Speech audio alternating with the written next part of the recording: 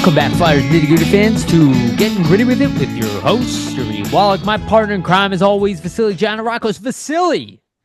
What's going on, dude? I'm doing really well, Yariv. Off season's kicking in here for the Flyers. We still got Sir. some news to talk about. So things are slowing down a little bit, but still kind of busy just in terms of the news with the exit day interviews. Lots to talk about, lots to dive into. So it's going to be a fun interview. As many have already heard, some firings to discuss in terms of the coaching staff. Yes, So that's going to be sir. how we kick things off here and kind of start the podcast. But how you doing, buddy? How you been? I'm doing well. I'm doing well. I told you this earlier. I managed to get a Switch 2. I'm a big Nintendo fan. If you can't see, it's kind of hard to tell from this angle, but that is a shrine of pictures dedicated to The Legend of Zelda. So if you're just wondering, I'm a humongous Nintendo fan. So I feel pretty good now that I got one of those consoles. I had to wait 2 hours in line Worth the at wait, though, right? GameStop, but yeah, I got one. I got one. Feel good about it. It feels like a win. I don't have to worry about it. Scrambling for stuff and the video game shopping stuff is very annoying because every site breaks. So I feel good right now. And like you said, some firings. I'm not usually happy about firings, but like you said, we're like transitioning into a new period now. We got a lot of exciting stuff to talk about. Like the crap of the season can now be behind us, and now is the off season where you get to be positive and focus on all the change and all the potential of things until the guys hit the ice. And luckily, we did not record last night, which we were initially supposed to, and we ended up getting to watch the Phantoms game, so we have a lot of positivity to talk about there too. So feeling pretty good. Yeah, they had a great performance, the Phantoms, obviously with the Yes. 5-2 win. So that was a really interesting game to watch, just in terms of some of the Flyers' most high profile prospects really showed up. So we're gonna Yeah. break that stuff down too. Yes, yes, yeah. Positivity. That's the theme of today. We'll start with, I guess, negative news for individuals, but positivity in the Flyer Twitterverse for sure. Before we do get started, just want to remind everybody, please like and subscribe, hit the notification bell for notification, get notified when we release these episodes because we do random stuff like release on a Sunday because I'm away in Israel and then release on a Thursday because of scheduling conflicts. Again, I think the off season will be more consistent, but for now, again, a little, Yeah, a I think once little my crazy. once my wedding passes at the end of May, I think Oh, then we'll right. be good. Then we have that. Yes. So, it'll be good. So yeah, again, that's why you want to hit the notification bell. For the audio version, go to Spotify and iTunes and give us a rating and a follow if you can. Again, doing all of these things are the best way to support this show. So please do that now if you have not done that so far. I will say our episode with Steve Cornianos, Killed it. where we went through all of the Flyers prospects. That is our highest listened to episode on YouTube for a 2+ hour podcast. That's just not like a small video or whatever. So thank you all so much. And again, we have 2 more episodes with Steve coming up, maybe 3. But we're definitely going to do 2 more with him pre-draft, post-draft. And also want to give a shout out to our sponsor, Jim Steaks at 4th and South. Make sure to go get yourself a cheesesteak from Jim's. They have one of the best, if not the best, cheesesteak in Philadelphia. Go get yourself a cheesesteak from Jim's. Summit Public Adjusters, 215-752-0560. They will help you facilitate the process between you and your insurance company and make sure you get the best claim possible, helping you deal with all the headaches of dealing with insurance companies. Again, Summit Public Adjusters, 215-752-0560. And also want to give a brief shout out to our partner, SportsSpider.com. Guys, if you're tired of searching multiple websites for sports news, SportsSpider.com has you covered. They collect the latest articles, videos, and podcasts from around the web and organize them by your favorite teams. If you want to stay as up to date as possible on our Philadelphia Flyers or the NHL in general, make sure to check out sportspider.com. The link is in the description. All right, Vasili, let's get into it. Big news. You already mentioned it, But the Flyers did release confirmation, I think it was 2 days ago now, as we record this, that Rocky Thompson, Daryl Williams, and Angelo Ricci have all been terminated by the organization. So Rocky Thompson, the assistant coach responsible for the power play, which has seen in Danny Briere baby steps into improvement, where it went from dead last in the league to 30th in his third season, but really a worse percentage than his first season. So his second worst percentage, where I think it was like 15 plus percent, then like 12 something percent, and then 14 something percent. So just abysmal from the power play. 5 on 5, not too bad. But we will go into details with that. And then Daryl Williams, another one of the associate coaches, and then Angelo Ricci, who's responsible for like training, Yeah, the um, skills, the exactly. skills competition or skills competition, the skills of the team, was also let go. So on one hand, I do want to say I feel sorry for them for losing their jobs. I still respect them as human beings. We mock, not we, but the royal we mock guys when they're not good enough for our teams. But odds are these guys are all very smart hockey guys. They're the one percenters of their industry. They coach in the top league in the world. So good luck to them on finding another role. I'm sure all three of them will find new roles within time, probably by next season. But the Flyers' new search has begun. Vasili, I talked a lot there, so I'm going to let you dissect it first. Yeah, just in terms of the firings here, right? And just looking at why these coaches were to be fired. Firstly, we start with Rocky Thompson. I mean, writing is pretty much on the wall. It's pretty evident as to Yeah. why he's let go, just in terms of the performance and what his job entailed, right? He was tasked with coaching the forwards, for his tenure here and coaching the power play. Firstly, the power play over the last 3 years, I mean, it's been abysmal. We all know that. But just to get Yeah. into the specifics, the last two seasons in 2022-23, it was dead last at a 15.6% efficiency rating. Yeah. 2023-24 was also dead last, even worse efficiency rating, Record 12.2%. franchise low, right? Yeah, franchise low in that year. And then 2024-25, although, they raised the efficiency rating a little bit from 12.2% to 14.5% and don't finish last, they actually finished 30th. It's still just abysmal in terms of all the opportunities you have on the power play and the amount of actual goals you're scoring and just scoring chances you're able to create. More often than not, too, I think what a big thing with the power play and why it was such detrimental factor to this team in a lot of different facets, not even this season, but even last season, I think when they were closer to being that playoff type of team, playoff bubble team, you've just seen so many times where the team did play pretty decently 5 on 5. And then this power play comes around and it completely drains the life out of the momentum that the team had. And I just think going forward, trying to take positive steps, trying to develop your young players, I just don't believe you could have a power play that's so inefficient like that moving ahead. I just think it's going to stunt, not only the confidence of certain players, but potentially development of some of your highly skilled guys that are supposed to be real power play contributors, such as a Michkov, and even other players that are going to enter the fold here that we're going to discuss. So I think for Thompson, it's just really the success of it all, right? Like this is as a result in a success-based league. As you said, it's the top 1% league in terms of hockey, in terms of, this sport in general. So when you are this abysmal, the time is only so long that you're going to be able to stay on a coaching staff, right? It's going to be limited. Like we said, it's a competitive league. So this job's opened up and somebody else is going to fill the role and try to do better.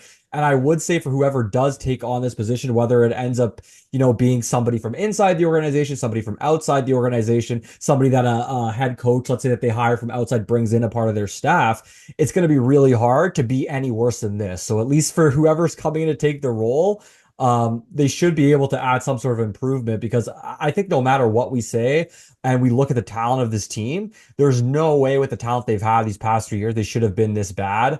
And I think it goes back to a lot of the schematics of it. Like you look at Rocky Thompson's tenure before the Flyers as a power play coach, he coached that San Jose power play.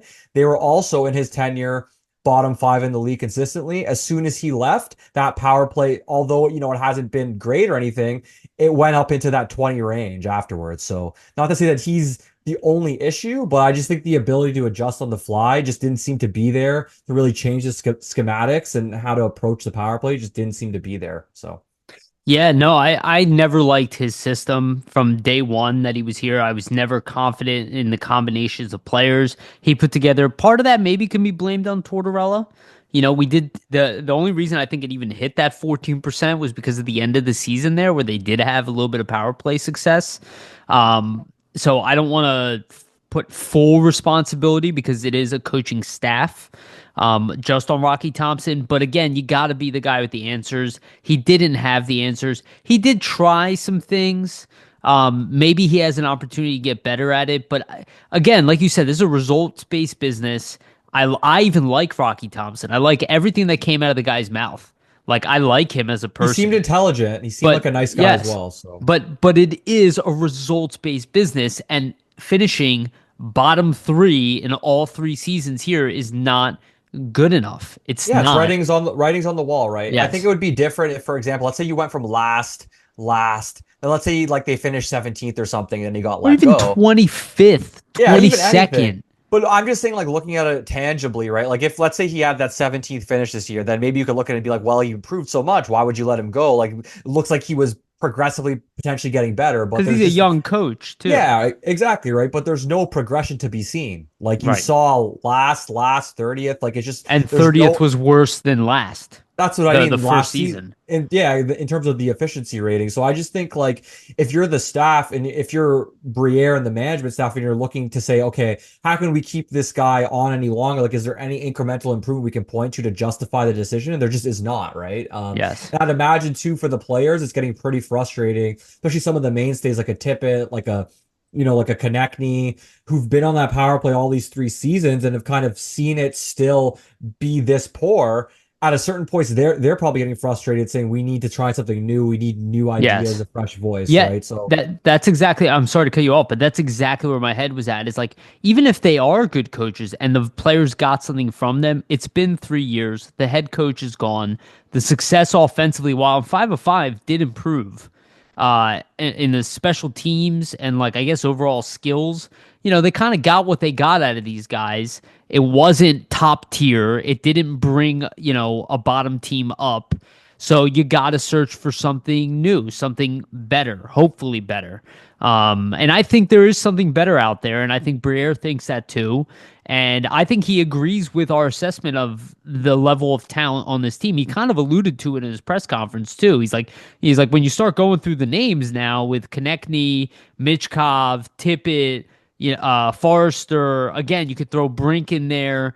There's enough talent here, and they're not using Drysdale on the power play. They're not using York on the power play. Like there are guys here with skill. This team lacks skill. Yeah, they lack an elite top 10 player. They don't actually lack NHL scoring skill. They have that, and that means they can be above the worst in the league. And yeah, quite frankly, they if they or their power play was even marginally better this year, they wouldn't have finished fourth worst overall.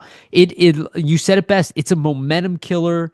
It was a net negative for the past 3 years. You have no choice but to move on from Rocky Thompson. And I think, quite frankly, and we talked about this before the show, they're pretty much moving away from the whole coaching staff except for Brad Shaw and Kim Dillabaugh. We'll talk about Dillabaugh in a second, but I think we both agree with this, right? You alluded to it before we got started, is that Brad Shaw is in serious consideration to get the head coaching job, and if not even to get the head coaching job, that they want him back, and that they hope that whoever they bring in here will keep Brad Shaw. And Brad Shaw alluded to it himself that he would be happy to be back, kind of understanding he might not be the guy for head coach, but he loves being the defensive coach. He clearly enjoys it. And I think that is within the Flyers' future. I think Brad Shaw might end up being the right guy. We'll see. At least in the interim, to see how he does. because of his teaching ability and all that. But I don't think there's any coach in the league that would look at Brad Shaw as a defensive coach for him and would be like, I need someone better. I think every one of them would look at his resume, would look at what he done, look at what he's done here in Philadelphia with what he's had to work with to have the Flyers, not this season, where they finished kind of middle of the road, but the previous season finishing like top five in penalty kill with a group that on paper probably shouldn't have been top five in the penalty kill, excelled in the shorthanded goal column. He has a very good resume. So it makes sense. Let's talk about him and then we'll talk about Dillabaugh. Yeah, it's telling for Shaw, right? Like he's not mentioned on this list, so I think it's pretty evident that the fact that he isn't mentioned, firstly, puts him into the running for the head coaching position, perhaps, but also opens him up to maybe remaining on as an assistant. And I think if you dissect what Danny Briere said, they're looking for as the coach, they want somebody that can teach, that's a good communicator, that understands with the young players, that can work with the young players well. It's funny because Brad Shaw, he interviewed the day before Briere, and if you listen to Shaw's interview and him describing himself in terms of what makes him, a good candidate for being a head coach, he said that he's a great communicator. He likes to teach and work with the young guys, and that's everything kind of Briere Yeah. went over and said that he was looking for. So it's almost kind of ironic that you have the GM stating what he's looking for in a coach the day after, Yeah, yeah. only to have the interim the day before kind of lay out exactly what he was looking for. So it's interesting, right? Like Briere said, they're going to have some conversations. I'm assuming, obviously, those conversations were had now that these coaches were let go because he obviously talked with the other assistant coaches on the staff. So it seems for now that he's staying around Shaw, whether it's to be, considered in this head coaching search or to be the assistant to whoever they hire. And I think just with the success he's had, right? Like you pointed the penalty kill, even though it dropped off a bit this year, number 5 the last season. I think if we look at the drop off, you could probably equate that to a lot of the goaltending woes, right? Like a Yes. reason why they were a top 5 True. power play.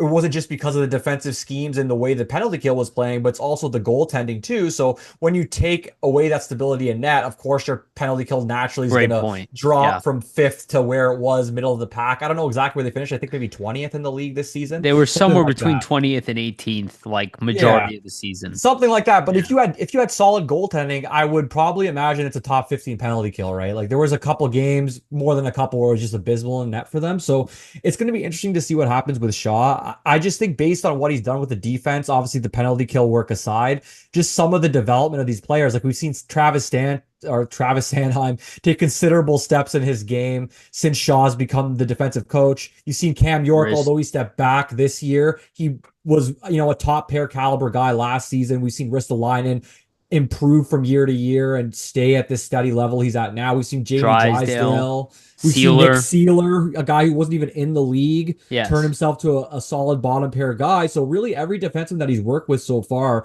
in terms of, being the defensive coach, Reached. yeah, has reached a new high, has gotten a little bit better every season. So I think having that and having him around to work with this new young defensive core of prospects coming up is going to be crucial for the development of some of their young players. So that's why I think they want him around ultimately.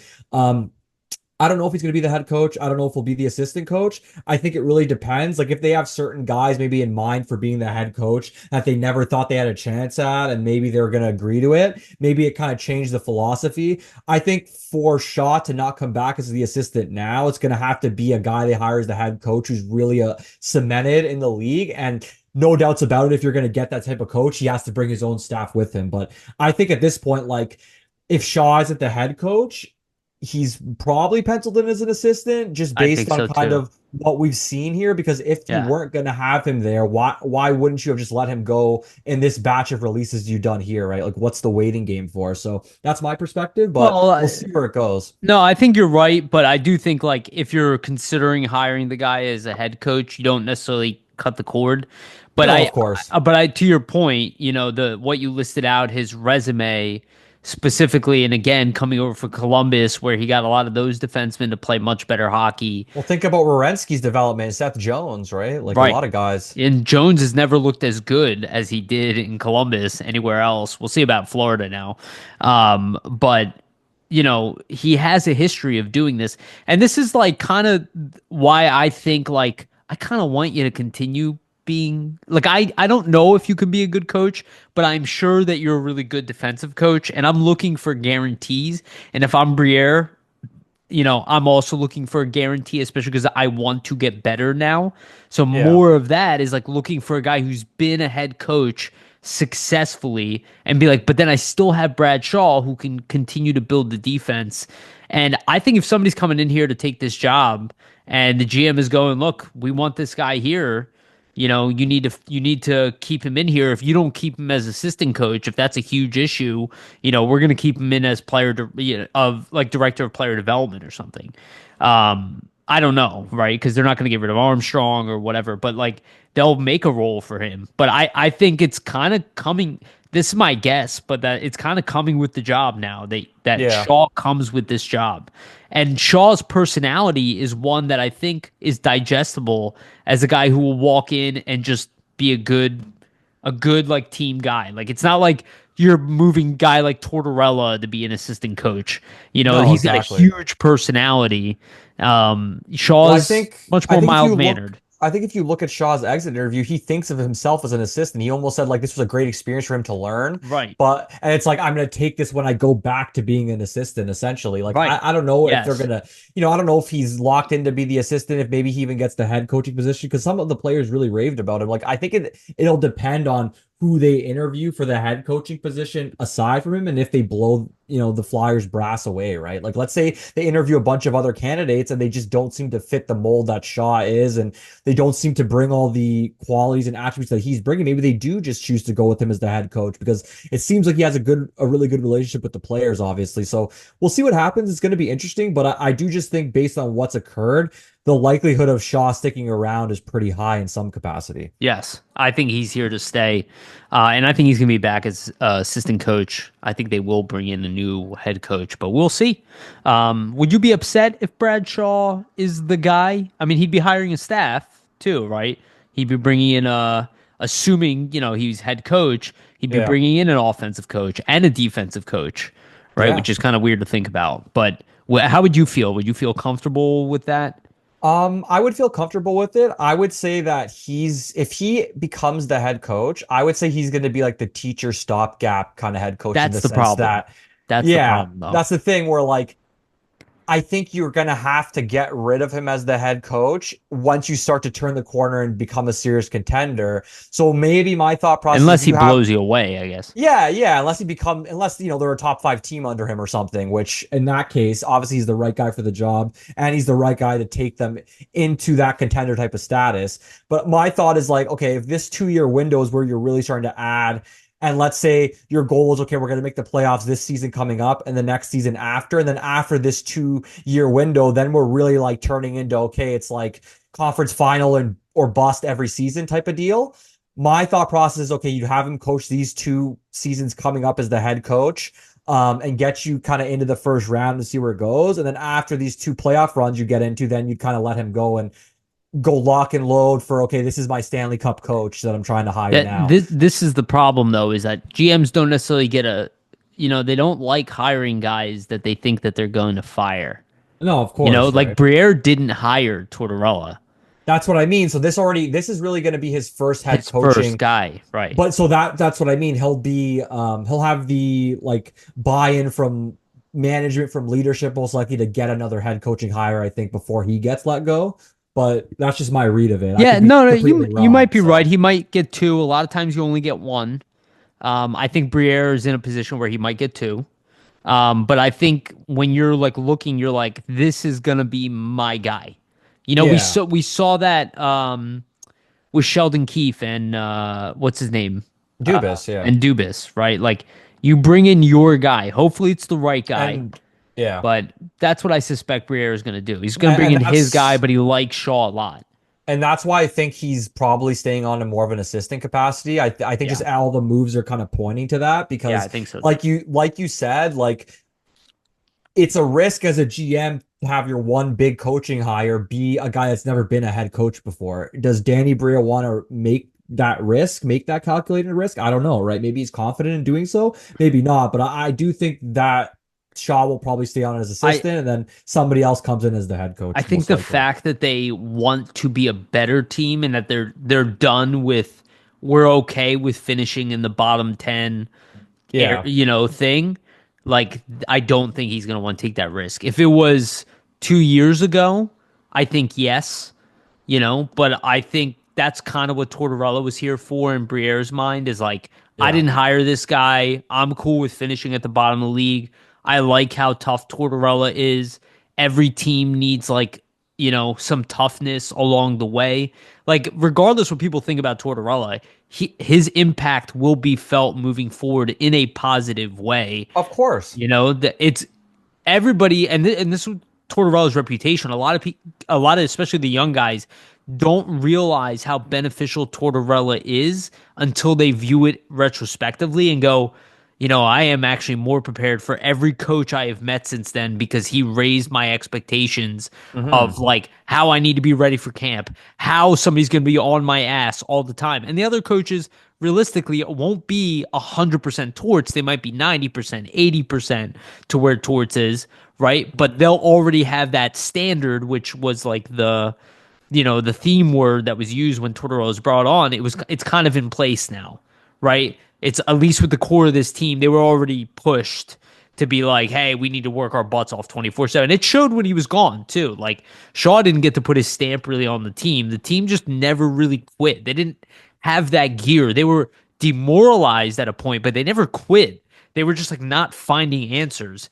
And point back to like when Vino was coach of this team, there were games that they quit. They like straight up quit. Oh yeah. You I know what I think mean? that yeah, I mean just with what Tortorella has done for the team as like an overview in general, like if you look at players he's coached in the past, like Cam Atkinson, for example, right? Like he Yes. always mentioned that Torch is a guy that tries to get the best out of his players, even in the moment. If you don't think that he's caring for you, at the end of it all, he's really trying to get the best of his players and he cares for his players. And like you said, retrospectively, usually guys will realize, hey, he really pushed me back there, but at the end of the day, it was for the betterment of my career, right?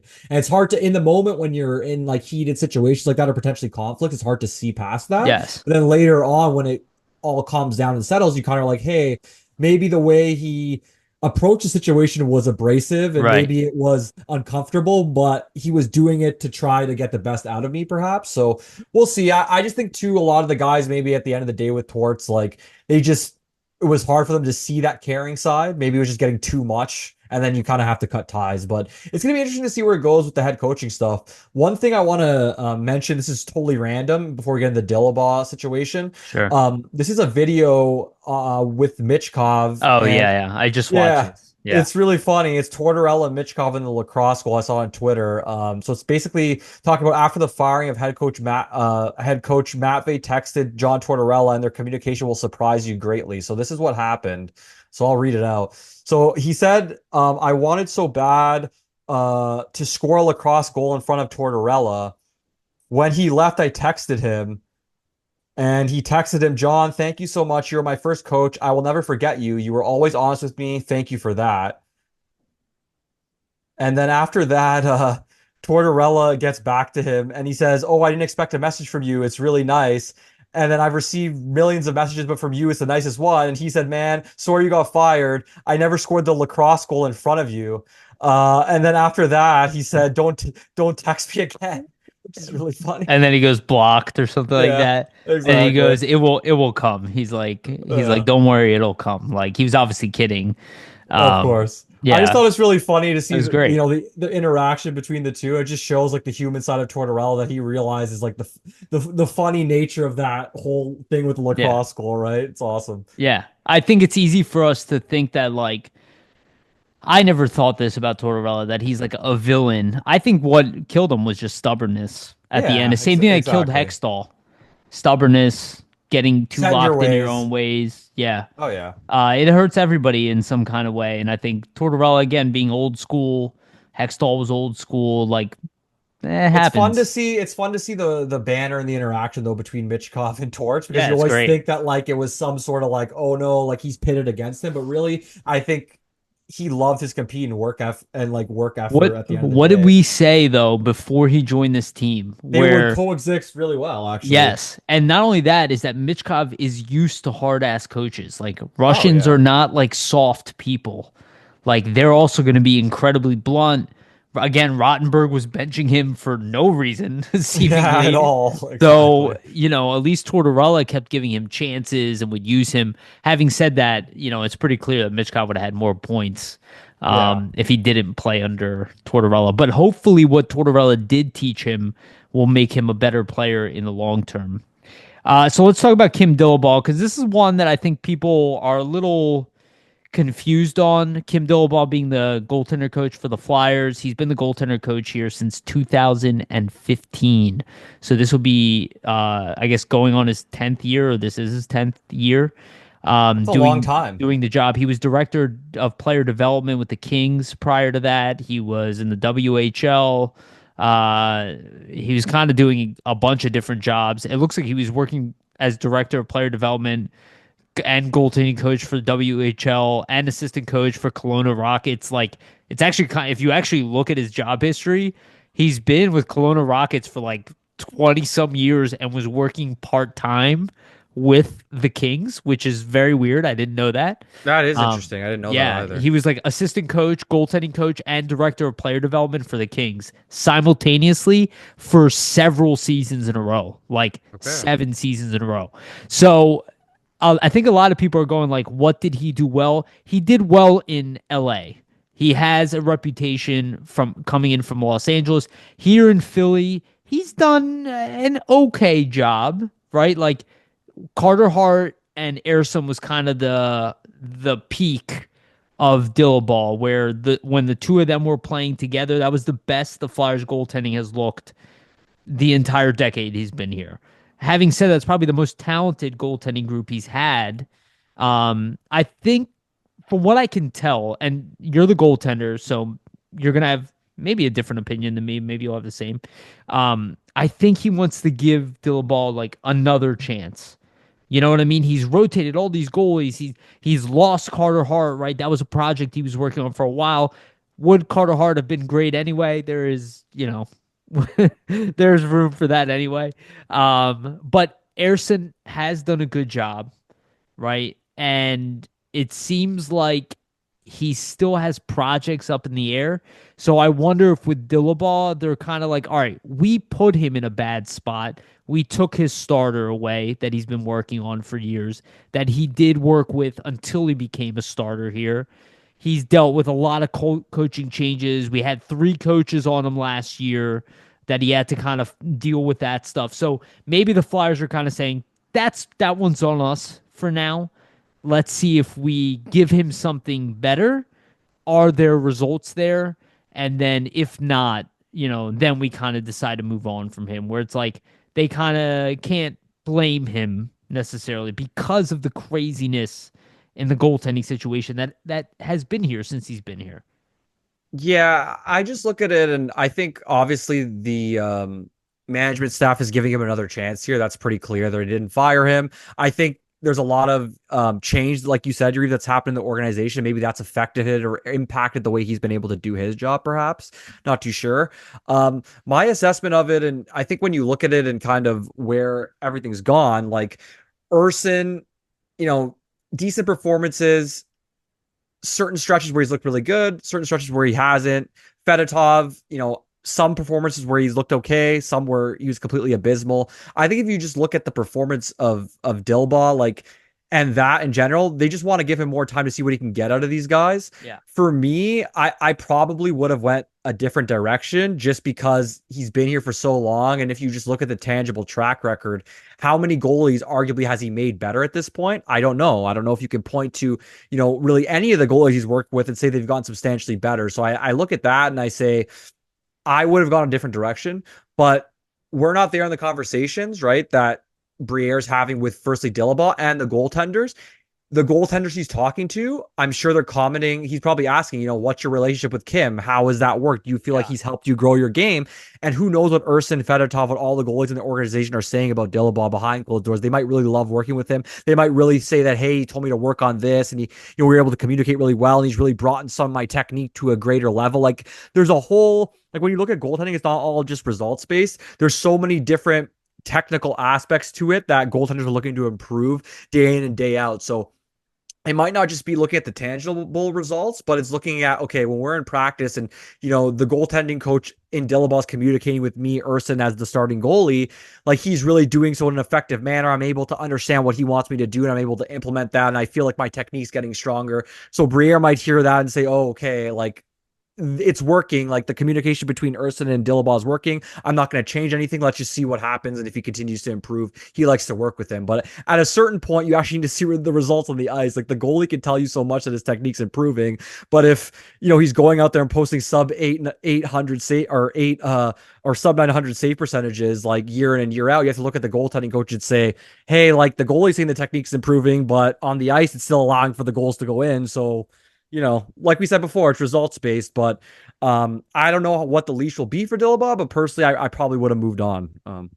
Yeah, I think that's fair. And I think a lot of people kind of live in that space where they're like, it's enough. He's been here for 10 years. The results haven't been amazing. Um, Freshen it up, right? But I do think what it is probably the goalies really enjoy working with him.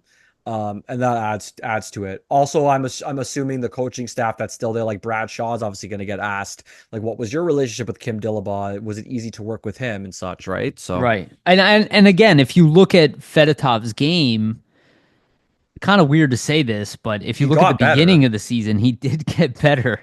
But he was While really bad. So like it's hard, when you're thinking about where he was to raise it, it's not a high bar that he's getting raised to, but it did get raised. right. So And we're gonna go. So after this segment, we're gonna go through the entire Flyers roster and talk about the changes that could come. But yeah, no, I agree. Um, but there's clearly again he's dealing with two goalies who couldn't really speak English well. that's also a factor. Yeah. Harrison, who's rushed into the NHL. That's what I mean. It's like it's easy to ignore these things. And maybe he's not the right guy, but I can understand their hesitancy to be like he's not, because it's not like they gave him. It's not like he had a Michkov, right? Or he had a Carter Hart, for example, and Carter Hart's game dropped off, right?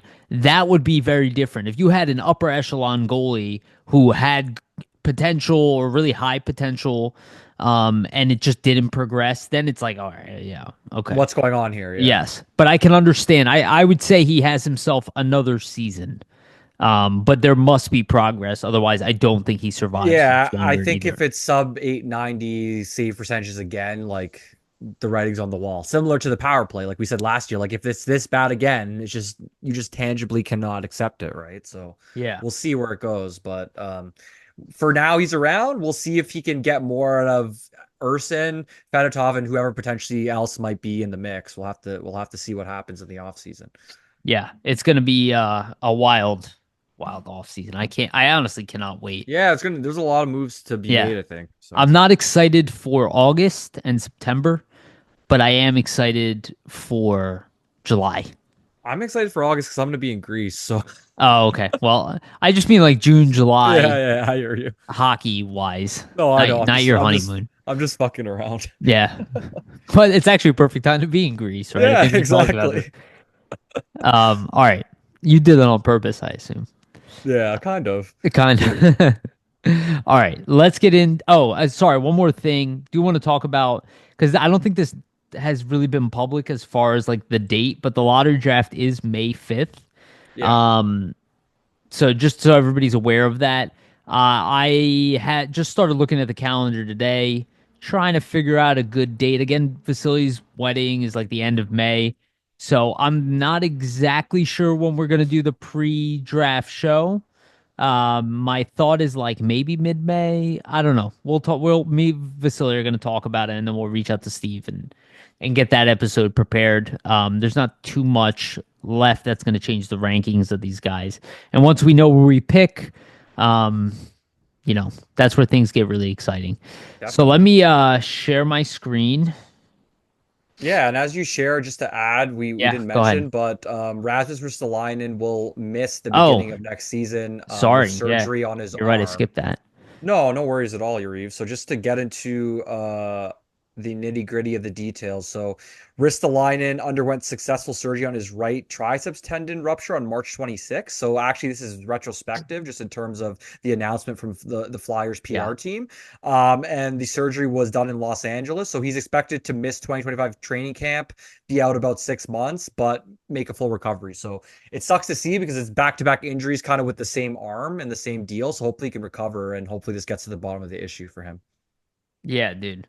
It's He's been good for them, unfortunate because so he's gonna miss time in the beginning of the season. Yes, and again, this is kind of the downside of, hanging on to um, him potentially, right? yeah, the downside of Risto is that his health for a guy who's 6'5" and so massive and strong, his health has not been amazing, and it's showing right now. Yeah. Okay, so thank you for bringing that up. I completely skipped over it in the show notes, so that's a No, no worries. humongous mistake on my part. I don't know about humongous, but a mistake on my part. It's all good, brother. No Um, worries. yeah. So again, for those listening to the audio version, you will probably enjoy this more if you're on the video version. I'll try my best to go through things so it's digestible for audio as well. But we're sharing Puckpedia. I've done this a few times before, kind of put together a rough estimate of where the roster is today going into next season. Again, this does not include any assumptions I'm making about trades. This does not include anything around the draft. This is kind of where our roster stands today, how things could fit in next year, how guys who are RFAs or even a couple UFAs could get re-signed. Taking just blank guesses on contract tenure and contract number, but just kind of putting together a roster. The reason I really think we want to do this is because we're going into the off season, we're going into the draft.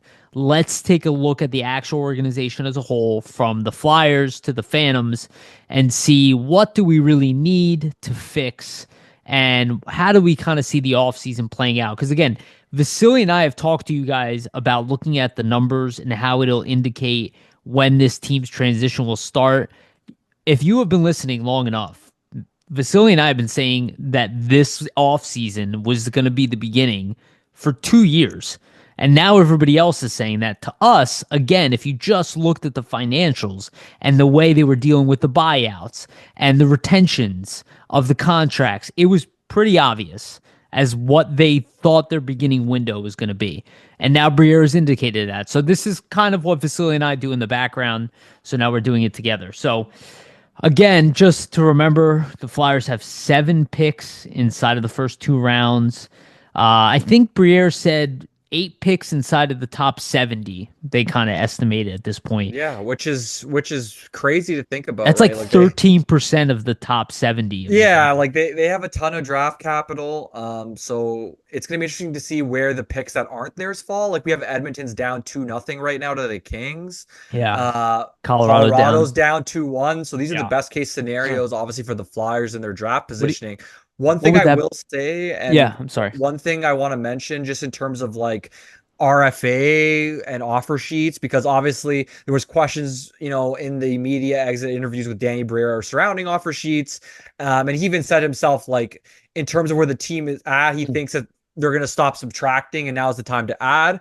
So I just want to point out, though, that for offer sheets, right, the Flyers have to use their own draft picks. They cannot use But draft capital. it is next year's draft picks. No, So, exactly. But yeah, but yeah. not the draft capital they acquired from other people. So I just want to make that clear because everybody is kind of like saying, "Oh, look, they have so many draft picks this season, but that doesn't count, right? Like it's for next year and it has to be their own draft pick." So even though RFA stuff looks enticing, it's always a real hard thing to pull off, right? So Yeah.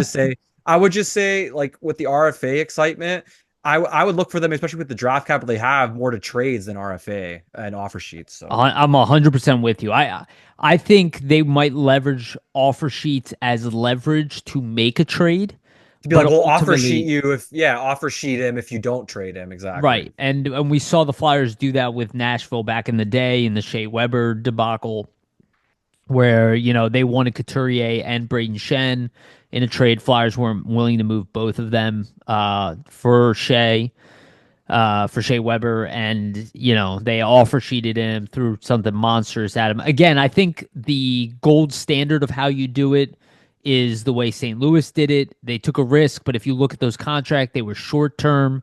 They weren't really that much above what their market value was, and they took a risk on more under the radar players who they thought had potential to be better than they were, and both of them paid off. So Yeah. that is like, if you were going to do it, you're probably not doing it on a Velarde or a Rossi, right? Like guys who are already kind of near More the end under of the their radar, game.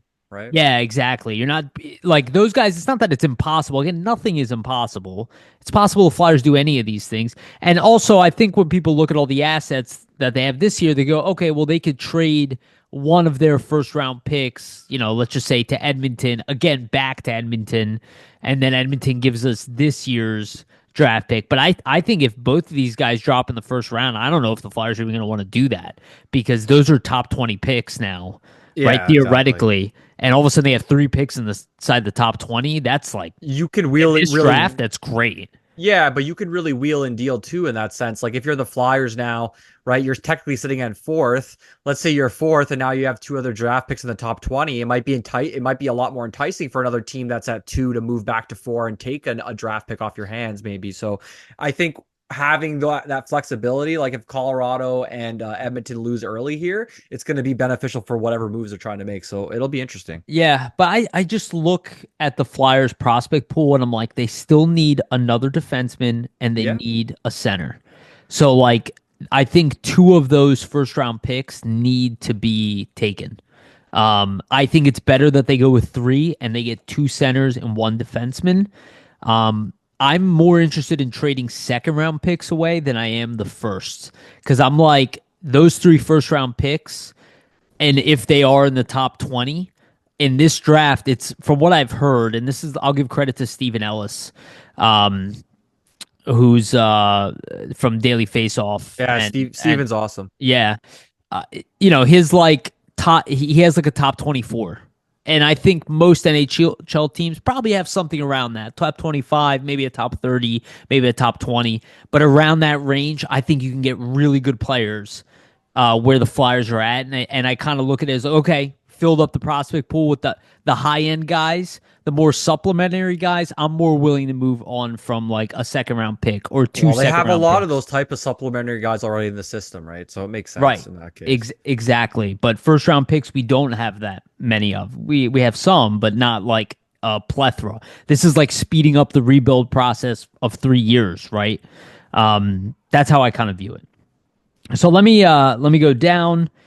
Again, these are the contracts I kind of put together. I re-signed Noah Cates at 5 years, 3.5 million. Again, I had him at 3 million. I bumped it up to 3.5 million because of his success this year. I think it's a fair deal for him. I think it Maybe honestly, if he you might want to be do more. 5 years, it might have to be four, but It might it's be. pretty accurate. Yeah. Yeah. No, that's I think that's very fair. Maybe it's 3.8, maybe it's 3.9, maybe it's 4.1. I don't know, but again, I'm just kind of ballparking it. Yeah, exactly. Again, the Flyers, regardless, will still have about $13 million in cap space without making any significant moves. Oleg Excel, I just with how good he's been for Phantoms, re-signed him a 1 year deal. I don't even know if he's going to want to re-sign here. He might want to go take a try NHL spot because that's probably not in his future here. Cam York, I gave a 2 year, 5 million. I That's don't know. safe as a bridge deal. Yeah. Yeah, he was making 1.8. That's a huge deal for. Raise. He might actually get less than that for all I And he know. It hasn't might be a had a 1 year deal at 4. yeah, he hasn't had a good season, right? Right. So, I So mean, we'll Flyers see. kind of have the leverage. He's an RFA. And that whole, dispute with the coach, like if you're the GM and the team, you can totally use that against the player and say, hey, like we saw this from you. But Unfortunately, it's yes. true though, like it's a job setting, right? Yes. Like And if you remember, went to your job and have a blow up with your manager, that's essentially what that was. They're gonna have a conversation with you, right? So and yeah. realistically, they're not talking to the player; they're talking to his agent. And this is the whole Yeah. point of agents: is that they can continue to be nice to Cam York and be mean to his agent. That's, you know what I mean? They can say all the mean stuff to the agent and not the player's face. So it's a very different conversation. Tyson Forrester, a 2-year deal at $3 million. I think that might even be low. And I think there's also this one was a complete guess because I'm like, if I'm the Flyers, Try to lock him up, yeah. I would try to lock him up longer term than 2 years. But I just kind of went for this 2 year, Give $3 him the million. Owen Tippett deal. Yeah, potentially, but like he's younger than Owen Tippett. I When know, Tippett yeah. signed his contract, he's an RFA. So I think they The might Flyers bridge have it. more leverage, I think, for sure. Yeah, so I think they might bridge it, but realistically, Tyson Forrester is as close to a no trade on a forward as you can get to like a Matvey Michkov or a Luchenko right now. I'd say it's like Luchenko, Forrester are on like the same level of like we're not interested in moving these guys at all. Michkov is impossibility essentially, and then like all the other guys underneath them that are around that range, like Bobby Brink, that's negotiable. Like we Yeah. don't want to move them, but we could if we need to. I don't think Tyson Forrester. I don't even think that's in a close to consideration for them to move him. So yeah, Jacob Peltier, I'm assuming they bring him back. Maybe it's not even 2 years. I did 2 years at 1.5 million.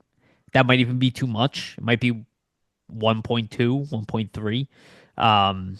Because he didn't have that much offensive success here. So it's like he had some. He did well at the end. So, but Yeah, I mean, just for an RFA and what he did, that's pretty standard. So I would imagine they bring him back. There's a reason why they targeted him in that trade. So they want to obviously see a bit more of what he can do, yeah. right? And I thought with the cap going up, it'd be a little higher. So, Yeah. Helge Grans, I think they want to continue to develop him as a long-term project. I think Agreed. Yeah. yeah, so 2 years at 1 million. Maybe it's gonna be 1.1, like the min max that they can bury in the same thing as like Ule Excel. That's why I gave him 1.1. That's what you can bury in the minors. Zayd Wisdom for sure is getting re-signed. I'm assuming a 2-year deal. He has been one of their best players in the second half of the season. Like we can completely throw out the beginning. And again, I got to watch him last night too. Like, he's good. He's good. Yeah, he's great in that grinding role. Like I think next year is going to be where he potentially pushes for like a fourth line type of role on the Flyers. Let's hope. Perhaps. Let's hope, but I think for sure Denoyer, I really don't know. I don't know if he's going to I think they might let him go, to be honest. For me, it's 50-50. In my opinion, and the reason is the only reason why they might not is the organizational center depth is low, but they haven't really even been playing him at center that often. So like this season, he's been on wing sometimes. So like I don't even like it's not like they've been treating him exclusively as a center when you have center depth problems. So also that point's an issue because they're seeing, well, we have this guy that's supposed to be a center, but we're not playing him as a center. So Yeah. do they even think he is a center? Who knows? I just think with his drop off, and all the prospects coming in, do you want to use a contract slot for a player like that? You know where I thought he could get re-signed if the Flyers dropped to 6th and they end up drafting his brother, Caleb. Yeah, maybe. Denoyer But I think overall. that's the only way he gets re-signed, in my opinion. And I'm not even sure the Flyers would even take Caleb Denoyer 6th overall. I think they would opt for a guy like O'Brien, to be honest. Yeah. But what do I know? Alex Hiernick, he's already re-signed. Yeah, it's a no-brainer. I just put him in. Yeah. Louis Belpedio, I am not sure about. And we're gonna go through the lineup, but he has been like their only veteran defenseman, and he's been good, and he has good chemistry with Hunter McDonald. Again, him and McDonald are kind of the de facto top pairing, especially when Andre's not around, and he won't be realistically, especially now with Risto injured.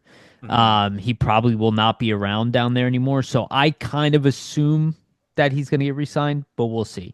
Be the veteran presence, essentially, yeah. Yeah. So let's go to the Flyers lineup. Again, this is what I went through. Let me read the lines off, Vasili, and then I'll let you comment. Sure. So, and this is for the audio listeners more than anything. So, Michkov, Couturier, Konechny on the top line. And again, remember, I'm just assuming this based off of the roster we have right now. This is not actually what I think the lines will be next year. Tyson Forrester, Noah Cates, Bobby Brink. Third line, Alex Bump, Jet Luchenko, Owen Tippett. Fourth line, Jacob Peltier, Ryan Paling, and Garnet Hathaway. Extra forward, Nicholas Delorier. Defense, Cam York, Travis Sanheim, Emil Andre, Rasmus Ristolainen, Nick Sealer, Jamie Drysdale, Igor Zamula as the extra. And then goaltenders, Samuel Ersson and Ivan Fedotov. Okay, first, let's start with the forward. Vasili, I'll let you kind of, I guess, like digest your thoughts or bring your thoughts out on this. Digest this. Yeah, I mean, I think it's pretty accurate in terms of how you were gonna lay it out here for the players that are gonna be in the mix and for the younger players that are gonna graduate and most likely graduate anyways in Lutsenko and Bump, right? So I would have laid it out this way just based on the players that are here. I think what's clear to me, at least looking at the forwards, and I think it's clear to everybody and it's clear to the GM, is they need to add a center, right? Like I think it's pretty obvious that if you could add a top two, like either a second line center, ideally a first line center, I mean, that would make this team so much more competitive than it has been the last few seasons. I don't know if they're going to be able to add a top line center, but I do think they're going to be able to add some sort of second line center. I think there's some sort of addition to the center depth that will be made this offseason. I think just with the team and Briere kind of not admitting to it, but realizing that fact and kind of bringing it up several times that they want to address the center depth. I think it's just the fact that you're stating, okay, we're looking to add this offseason and all that. It just, the writing's on the wall, right? That something's going to happen unless there's just nobody available or the trades that they're, would need to make or the assets they need to make, the assets they need to give up to make these trades is just too substantial. But I think they're going to try really hard to make some sort of move at center. That's my opinion anyways. Yeah, here's when I look at this lineup, one, it makes me think that I don't know if they're going to put Jet Luchenko in the NHL. Because of, to your point, the other problem is let's say they finish fourth or fifth, they're getting a top center, for the future. So they don't want to lock somebody up long term either. That's why I say second line type of center. And most likely a veteran. That's why I look at a guy like Matt Duchene, who will sign like a 2-year deal. Like something like that to kind of stopgap and just improve the team, but is not really there for the future. But they might, what I really look at when I see this forward group, I see a trade coming. Yeah, like exactly. I really do. And a guy like Bobby Brink might be included in that, who I don't think that they are jumping to trade him, but he has probably a good amount of value in a trade. And then when I look at like a guy like Jacob Peltier, I'm not certain he has a role with this team. He might, but if Alex Bump makes the team, where does he play? Yeah. Right. His role gets diminished. Ryan Paling was very good, let's be honest, in the second half of this year. So they're very comfortable with him being a fourth line center. You have to give to get, right? I think that's the point. Yeah, you're trying to make in a sense. I think I just look at it. I'm like, if you really want to improve, you need to add a significant piece, and your roster is kind of full if Bump and Luchenko are on here. That's why part of me is going, maybe they're going to be like, even if Luchenko's like ready, to be like, just go spend another year at juniors. You're really young. Just go dominate juniors again for us. What's the harm? Then we bring you in next year. We know we can slide you into the AHL if we need to. If we have to. I don't even know if he's going to be old enough, to be honest. We'll see. We'll see, though. I think if he blows the doors off in this playoff run, it's going to be hard. It's going to be hard. And if he performs really well at training camp again, like he's one of the best centers, it's going to kind of be hard. Like my thing with this is we've always known the wing depth is substantial at this point. Even at this point, like the defensive depth, I wouldn't say substantial, but they have a lot of defensemen that could be projected to be like 2, 3, number 4 defensemen, even prospects like that. So I don't know exactly who they're going to trade, but I think to your point, like some sort of trade is imminent just looking at the way it's structured. Like you have a lot of wingers, so many that there isn't room for a lot of them, and you don't have a lot of centers. So I think it just makes it a natural fit to try to add the center. To be honest, like I wouldn't be surprised too. Like you say, oh, maybe there's no room for Lachenko. Maybe I there's no wouldn't be. room for bump. Yeah, exactly. But I wouldn't be surprised to see like, oh, Paling was so good, but if you're getting like a bona fide, like let's say second line type of like 60, 70 point center back in a trade, and you have to give up some assets, draft picks, draft capital, you might throw Paling in there to make room on the roster so you can have Lachenko in there because you want him in the Yeah, NHL but too. Right? here's the problem with that. Luchenko is not going to take Paling's spot, No, right? no. They're only going to want Luchenko in a top 9 role. The only other thing, though, what you can do, You to could your put point, Cates on the fourth line. or you Yeah. can put Cates on. I think he's too good. He That's the is problem. potentially, but He's what too I good, but you can put him on the wing, no, you and could you do can that keep too. Bump in the minors. Yeah, you could do all that stuff. Like all that stuff's possible. But my thought is like if you're gonna have Cates on your fourth line, they're gonna use that line more of like a 3B than a traditional fourth line where they probably give it more minutes than usual. Where you'd have Lachenko on a third line, and he's not getting like I don't know if it's gonna be like I think they would split the minutes based on what line's playing better. Like it wouldn't be a traditional fourth line in that sense, right? Yeah, So who knows? But I just think you can't be married to these centers. Paling had a good run, but like it was the end of the season. If you have to move him to get somebody that's a bona fide yeah. second line type No, of center, I you don't got to do disagree. it. You Yeah, got to do no, it. no. So Look, I think that's fair, but I don't think that move has to do with Luchenko if Luchenko is ready. yeah, yeah, But I think if you really want to get better next year, and again, I think your point of if these guys blow the doors off, you don't really have a choice. You know what I mean? But like, there's no reason Bump has to start in the no, he NHL, doesn't. even if he is ready. There's no reason that Luchenko has to start in the NHL, even if he is ready. You could be like, well, we're gonna add veteran guys to again GMs like they Sure like things. sure Yeah, thing. Thank you. Exactly. They like sure things. So if they know a guy's already been successful at the NHL level and they want to be better, they might opt to push these guys down another year and be like, well, next year we're going to come back with, Frondell and Luchenko and Bump's going to join us halfway through the year. We will have injuries, right? Like they could think that way too. And if a guy like Frondell does get drafted by the Flyers, who I would love, by the way, he's a European player. You could bring him over to the yeah, AHL next year, even, exactly. and he could be in the minors. You could call him up at some point during the year, and he could have a 4-year ELC. Very different than a lot of other players. So I don't know, but what I look at when I see this forward group, there's a trade coming. That Too my many gut wingers. instinct. Yeah, I think there's. I don't think the Flyers are looking to move Bobby Brink, but he's cheap, he's good, he has value, and they're looking to fill a need. So maybe it is a combination of Brink and Paling and a second round pick, and that gets you a top 6 guy that you want, and it's a younger guy, because you're Yeah, who giving hasn't up maybe a yeah, who hasn't 25-year-old and a yeah. 23-year-old. No, Sorry, totally. go ahead. I totally agree. That's all essentially I was gonna say. And then even too, like I'm looking at the roster, like if we look at the defense in general, right? Even Like more ripe.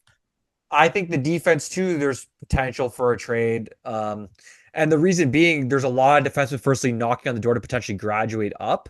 Obviously, you have Ristolainen who's injured though, so that opens up a slot for somebody Yeah. potentially. But I just look at it and say like Travis Sanheim, I think he's a number two, a good number two, maybe on a really, really stacked defense, like a number three. Cam York at this point, I don't know if we can, after the season he had, we can pencil him in, in a top pair role. But I think at the worst case, you would like him to be a number two. He might be a number three for you. Drysdale, I think the jury's out. We will see. So I don't know if they have anybody, even in the prospect pool, like the only one that equates to maybe potentially being that number one could be Bonk. Is he going to get there? Who knows? Anything can happen, but we'll see. They don't have that number one stud bona fide. Okay, this guy's your number one Yep. defenseman. So is there a plan to maybe try to trade one of these younger defensemen, maybe a pick to get that guy? Who knows? I think there's like you were saying how the forward group's ripe for a trade. There might be potential for a I, trade on the defense too. So I was actually going to say the defense even more yeah, because it's more of a cluster. It's less defined. Like the offense is relatively defined in certain positions. The D is really not. You It's have like two top Travis line Sanheim. players. Yeah, you have two top line players at least with Konechny and Michkov essentially defined. Yeah, And then you have some pretty good support pieces in right. Forster, Cates, even Lachenko and Bump, like you And have, Tippett. and Tippett, like you have upside with all those guys. Whereas like the defense, you're kind of like, Sandheim's 29. Like, is he going to continue to get better? Maybe, but like defensemen, once they pass the age of 32, anything's You possible. Who know, really knows, you right? know, I, So if the Flyers get the first overall pick and they end up grabbing Schaefer, that's the best case scenario, in my opinion, well, for them. I mean, for any team getting the first well overall then, pick's the best case scenario, but yeah, then I think for sure like a guy like Cam York is being shopped. for a center, I most don't think likely. they're like we're gonna get rid of Cam York no matter what. But I think they're gonna be No, like, all right, well now this we is a have natural replacement. Yeah. Schaefer, we have Drysdale, we have Bonk, we still have Sanheim, we have Risto, we have Andre. This is like even if Schaefer's not ready this year, he'll be ready next year. So we can move a guy like York, let the other guys just kind of fill in temporarily. But we know we have that potential number one guy in the system, and him and Bonk will come up next year and be definitive to that lineup. If they draft a center, things get, but then the centers are defined and your D is still not, to your point, right? It's really just Yeah. Bonk, Yeah. and that's really not enough. That's why I said they have to draft at least one of those other two first round picks and grab a D man, right? So it's got to be like a center and a D. And I don't know if this draft is even good enough D wise where you can really project any of these guys to be even that good, like Other to than be number Schaefer. one Yeah. guy. Right, exactly. It's like Schaefer, and then there's a big drop off. It's really a forward heavy draft, and maybe next year is going to be a little different. But I think that there is. I brought this up to you offline, but or through WhatsApp, but I think there is an opportunity here with Buffalo. They have an abundance of D. They're probably going to be looking for change. I don't think York is a straight up swap. Now, I asked you about Darlene, and I said, what did I say? I think it was like York, Brink, a first and a second for Yeah. for Darlene, which maybe is enough. But then there's a guy like Bowen Byram who was a new addition. Hasn't worked out. Yeah. Yeah. I mean, he's done a good job. He's a 40-point defenseman, but they have an ability to make a move there. And York is not a bad supplementary piece for losing Byram. He's still going to go right into their top four. And then they get a Bobby Brink. And then I don't know what else. Maybe another second round pick. I don't know. I'm just throwing out options there. But I think getting a Buffalo's guy. definitely a Yeah. possibility. But Yeah. I'm just saying, like, try to find that guy somewhere else where you see him as the top pairing guy. Now, maybe the Flyers still think York can be that guy, but I think the opportunity for trade is definitely there. I think if the Flyers really want to get better, they probably in this year they really need to make moves because they're not going to want to blow the load with their salary cap, right? No, definitely not. I They're think the not going to want to salary do that cap. because that's a next year thing. Yeah, I was just gonna say like the UFA additions, the even more cap space is going to be available once the dead money comes off, going to the 2026-27 offseason. So I think that'll be more of like, okay, we're adding through free agency, spending big dollars through free agency to supplement what the roster's done this year based off like the trades and stuff that was made, right? So we'll see. Like I think Buffalo is real interesting, especially that Darlene proposal. Like I don't know if that would do it. You might have to change that second into another first. But I think if Buffalo's looking to make a big splash and a guy like Darlene's available, like you're the Flyers, you got to be in on these types of deals. I think just where you're going, because like you said, if you're trying to get better, these are clear ways that you could potentially do so. And I think we have to look at it this way. Like you can't I think looking at the Hextall regime is a great way to kind of think about what Briere and the staff potentially might do. Like, even though you draft a lot of prospects, you cannot fall in love with your own prospects. Sometimes you have to turn those prospects into actual legible talent that's proven itself in the NHL. So if you're Philadelphia and you have the ability to do that with a guy like Darlene being available, I think it makes sense, right? Like I think there was some weird graphic I saw online that was saying like like Vegas is like the best team at turning prospects or like players that didn't have an That actual makes sense. effect into real bona fide like stars. Like they traded all these prospects for like a combo of like Eichel, Hannafin, Hurdle. Hurdle. I Yeah. can't forget who else, but all the prospects they traded haven't really turned out to be shit for any of these teams yet. So Stone. you kind of, yeah, right. So you kind of look at it and you say, hey, like you can't overvalue like prospects are great, but you can't fall in love and overvalue your own prospects. Sometimes you have to take the deals that potentially are on the table and say, hey, this guy might be great, but this guy in the NHL is doing it right now. So now that this deal is presenting itself, I'm just gonna, execute, right? So If your goal is to get better, which I think it yeah, is. exactly. And goaltending wise, let's be honest, guys, we have no idea. They say they recognize they need to improve goaltending. We'll see Uh, how. I Yeah. will say this, and I said this last time.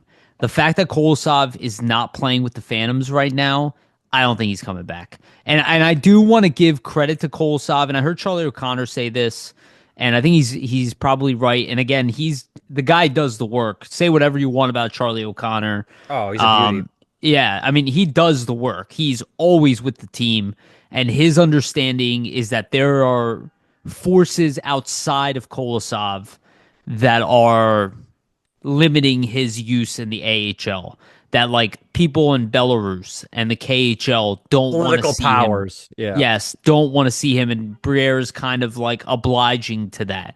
And But the reality is this cannot continue. He's not NHL ready. He missed half a year, if not more, of development time. he barely played 20 Um, games this year, really. yeah, like in my opinion, And I think it's like he's going back to the KHL.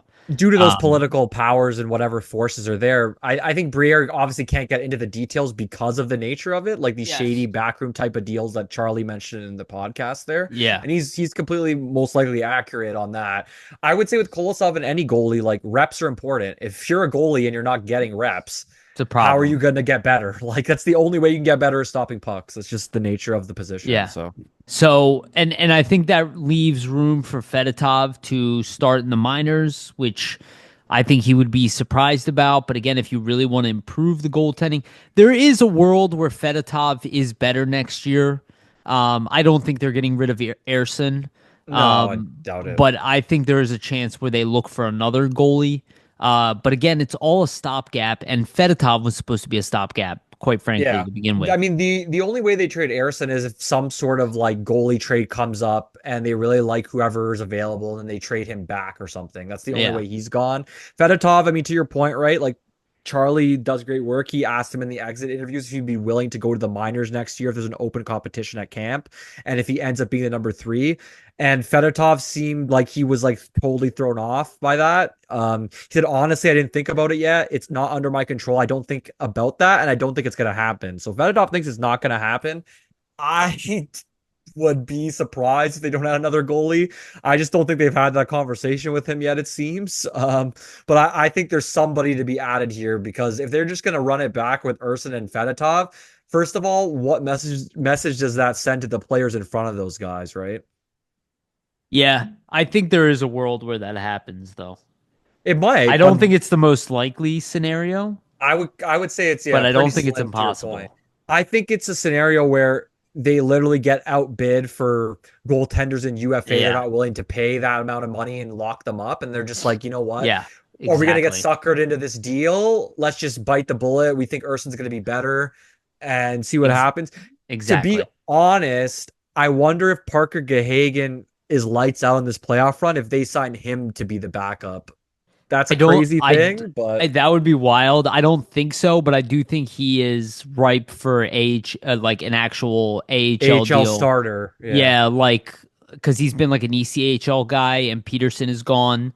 They brought in Makaniemi or whatever his name And is. hasn't played at all, He hasn't barely. played at So all, so I think he's gonna fill in like that role, as being like that number three rotation yeah, into there because maybe Bjarnason plays a little bit in the ECHL to start his, pro career. yeah. Um, so because I don't think he's like a guarantee that he's ready for the AHL.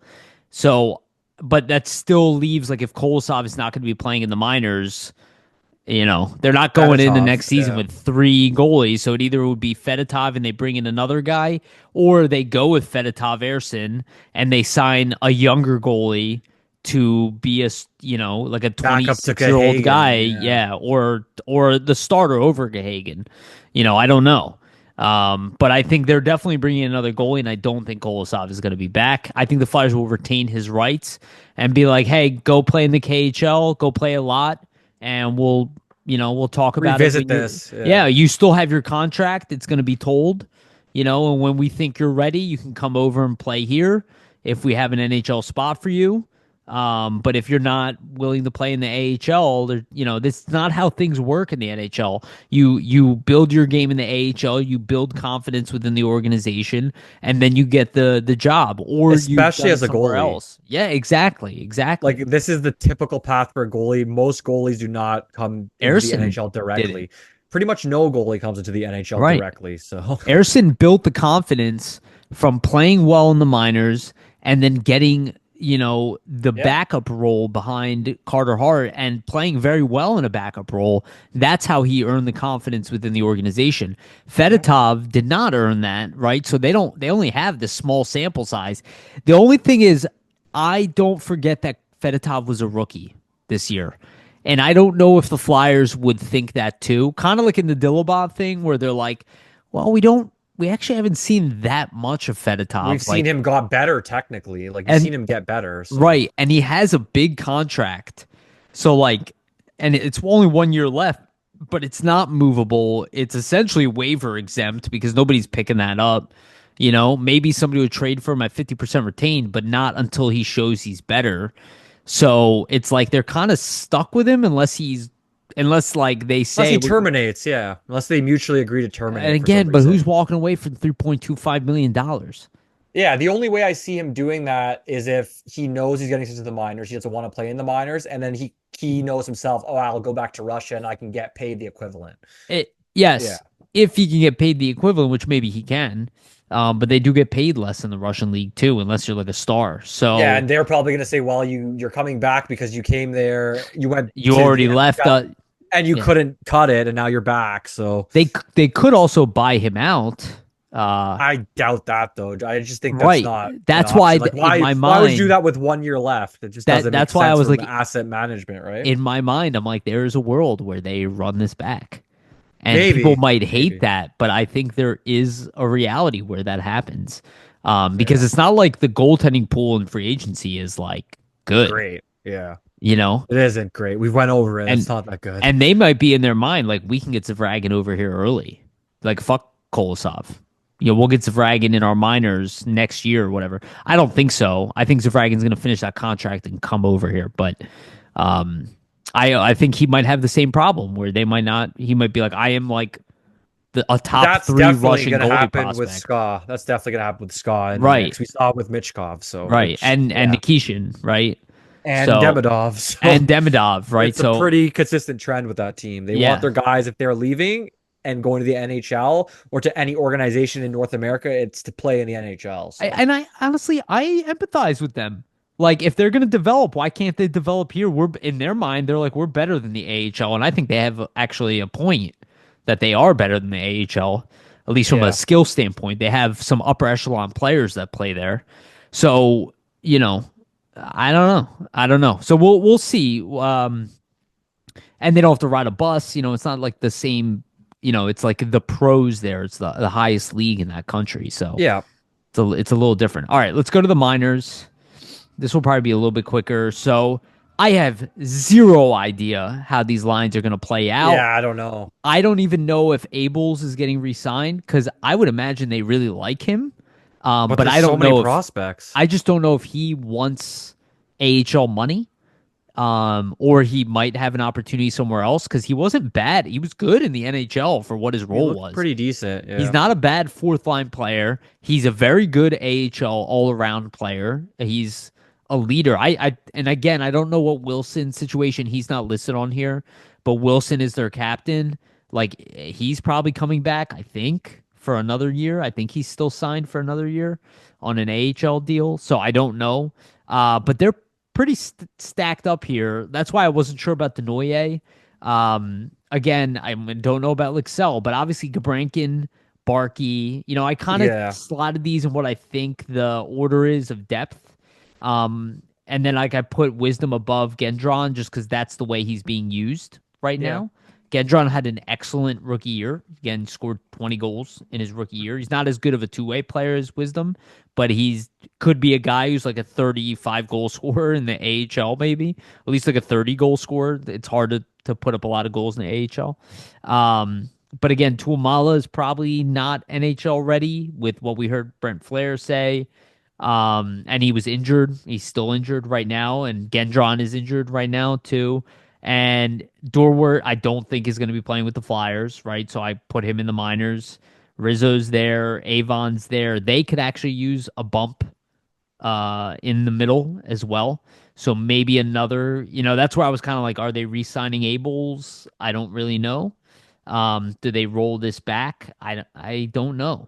But again, with Kaplan there and Ciernik there, I don't know if Denoyer really fits that much, but they will carry a larger roster in the minors than they Oh, they will always they in the always do, NHL. right? So I kind of see them as like at least adding another center, maybe two.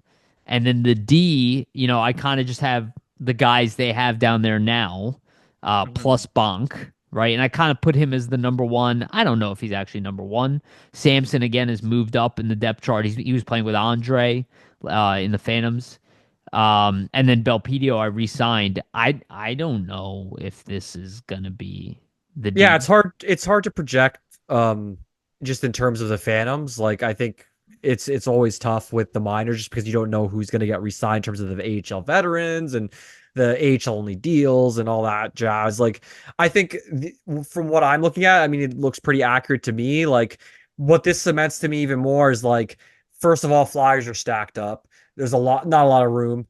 If you need to send a guy like Bump down, like where does he plays on the fifth line here? Like this cements to me looking at this roster that like some of these prospects might get sent out. Like somebody's getting traded. There's just not enough room Moves on are both. coming. Yeah, Moves are coming. there's just not Yeah. enough room for the prospects like that are coming into the system to even fill the phantoms at this point, right? Like there's just too many contracts, too many guys in the organization, it seems at this point, where like you're having regimes, like you're having prospects still in this lineup from the Hextall, like from the Fletcher regime, and Yeah. now all the prospects are coming in from the Briere regime. You're gonna see naturally some of those Fletcher regime prospects get pushed out potentially.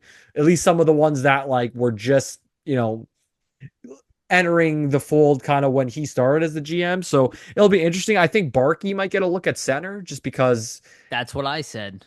yeah, Just that's looking at the happened. centers. Exactly. That's Yeah. happened in the past for sure. Like I think that could happen. Even a guy like Grabenkin, to your point, right? Like he's played really well. Like, is he a guy that could cement a spot at the NHL? Because he played for the Leafs in the NHL too. Like I just think there's just a lot of guys that might be ready for NHL time, and there's not a lot of NHL roles, and even the Phantoms too. Like there's a lot of guys that might like look at Kaplan. There's not even a spot for him in this Yes. lineup, and that's crazy to me. So I He's think not just playing right now in the playoffs. and that's what I mean. I just think looking at that, like there's gonna be movement. And Yeah. even the defense, I think the defense for the Phantoms is a little less crowded in the sense, right? Like Belpedio is gonna be there. I think the defense, at least with Andre graduating, like it's pretty defined. So I don't think there's gonna be like, oh, we're moving guys out or we need to sign too many veterans. Yeah. But the forwards, both the NHL roster and the AHL roster, I just think there has to be movement because to your point, look at all these guys that are unsigned that they Yes. might need to sign that have had good seasons. Like Cole Knubel's had a great season. He's eventually going to get a contract here coming up, right? Yeah. Jack Berglund, I expect will get a contract at some He point. Heike I Ruhonen too. So Yeah, well, Ruhonen's still a couple years away, right? We I know know he hasn't even gone to college yet. all these guys are, but I'm just saying, like, if you're looking at all these guys they have to sign and then all the players they already have, like, you're gonna have to start making Well, room, but albeit for them no, too. absolutely. Like Cole Knubel probably next year. Jack Berglund, like I I see an opportunity to bring him over to the AHL So I don't know what they're going to do with him. He's already playing in the Allsvenskan league, right? Kind of similar to what Probably be able Ciernik. to handle it. Yeah. Yeah, they might want him there a full season, right? Just like Ciernik was there for a while, and then they brought him over. Again, he's a younger guy, but he's a European player, so you have control over to bringing him over.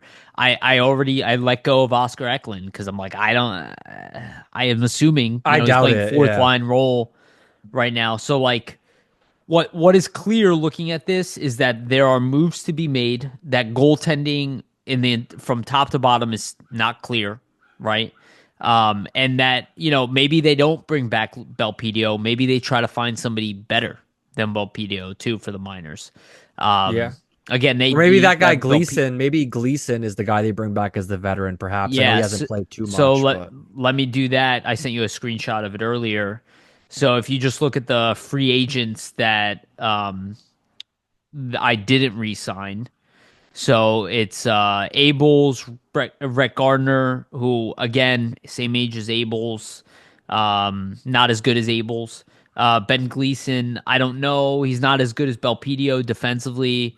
Mateo Mann's probably going to walk. Giovanni Smith, I can't see him being, even though he's playing, but he's playing as like an enforcer role. yeah, and think He, about the points we just made. Like, there's no room for him on right. even barely on the roster if you were to Yeah. resign him. So Yeah.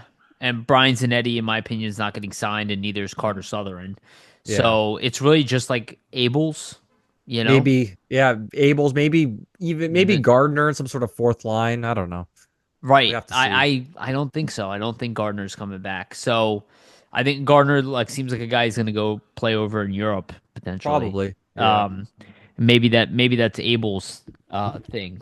But I think, And yeah, to yeah. your point, like this illustrates, at least just looking at, both the rosters just from the surface level going into the offseason, like, first of all, lots of wing depth, both in the NHL and in the AHL, and just a lot of players in general, like not a lot of space on both rosters. So you imagine, like, if you're trying to get better, then you're going to have to move out some guys to bring in other guys because you can't just add them on here. So, Yeah.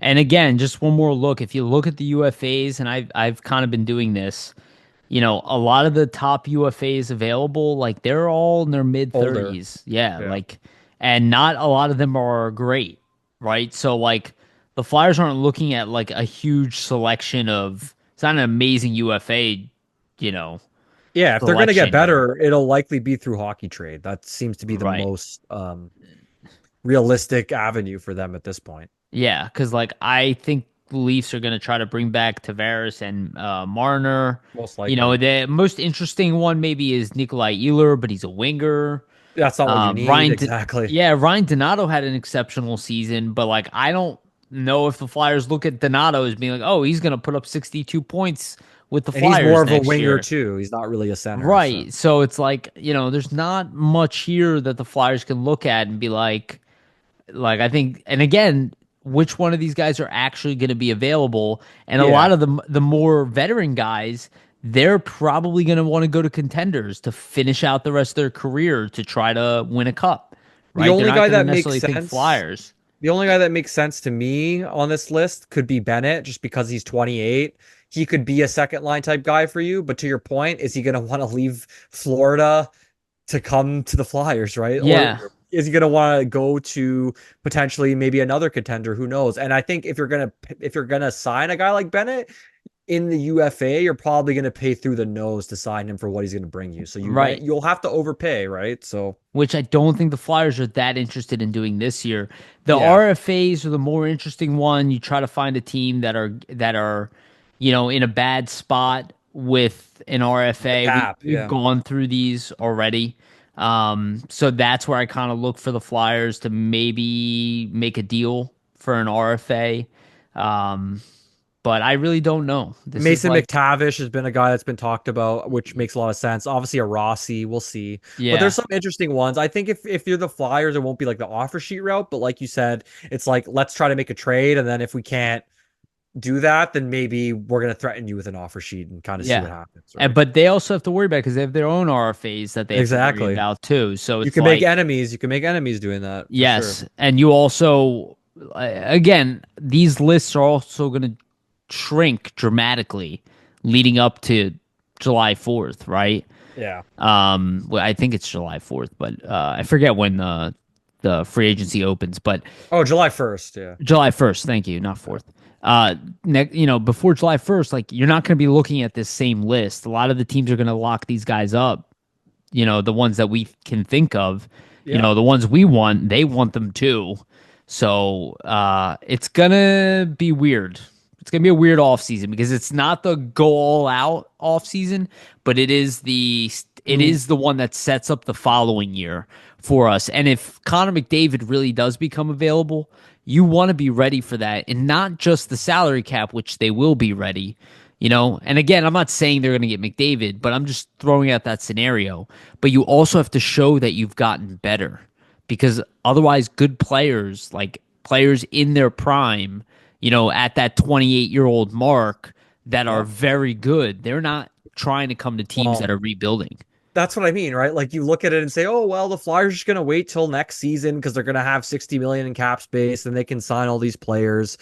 Remember back like 10, 15 years ago when Arizona would have 60 million in cap space and they would never sign anybody? It's because nobody wanted to go there and play on a loser, right? So it's true. Like you can make all the cap space you want, you can tank all you want, but if you don't have a winning environment or some sort of enticing factor to bring guys to your team, the nature of it is guys don't want to go waste their careers on teams that look like they're going to be losers, right? You need to be able Yeah. to show them some bit of improvement. Well, So they're going to need to improve a little bit just to attract guys to come as yes, free agents. but That's the nature of it. what But they do have though is being Philly, one of the big yeah, market teams. It's kind of like being like Toronto. It's not as big, but it's a New huge. York, It's Boston, a Philly, Detroit, it, Chicago, all those teams, right? Philly is. You're the original seven team here. I mean, So and Philly in general is above Detroit. Like Philly is a sports city with lots of money. We do attract, and you can look at the other sports. of We course, of attract course. the top free agents. The only reason the Flyers haven't is because they've taken a step back and they didn't have cap space. So they still have that to leverage, and they have Mitchkov, and maybe they draft even higher.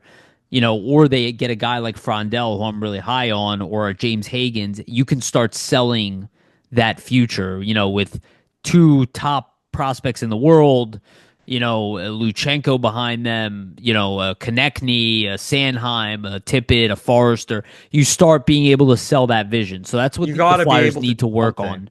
Yeah. You got to be able to Which, sell something because every team's going to sell that vision to these top players. So you have yes. to actually make it enticing for them, right? Yes. And they have the depth, but they don't have the top spots solidified. And that's what they need to figure out.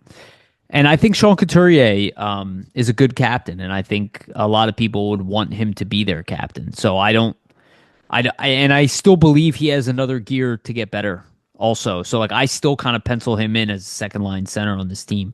So we'll see what happens.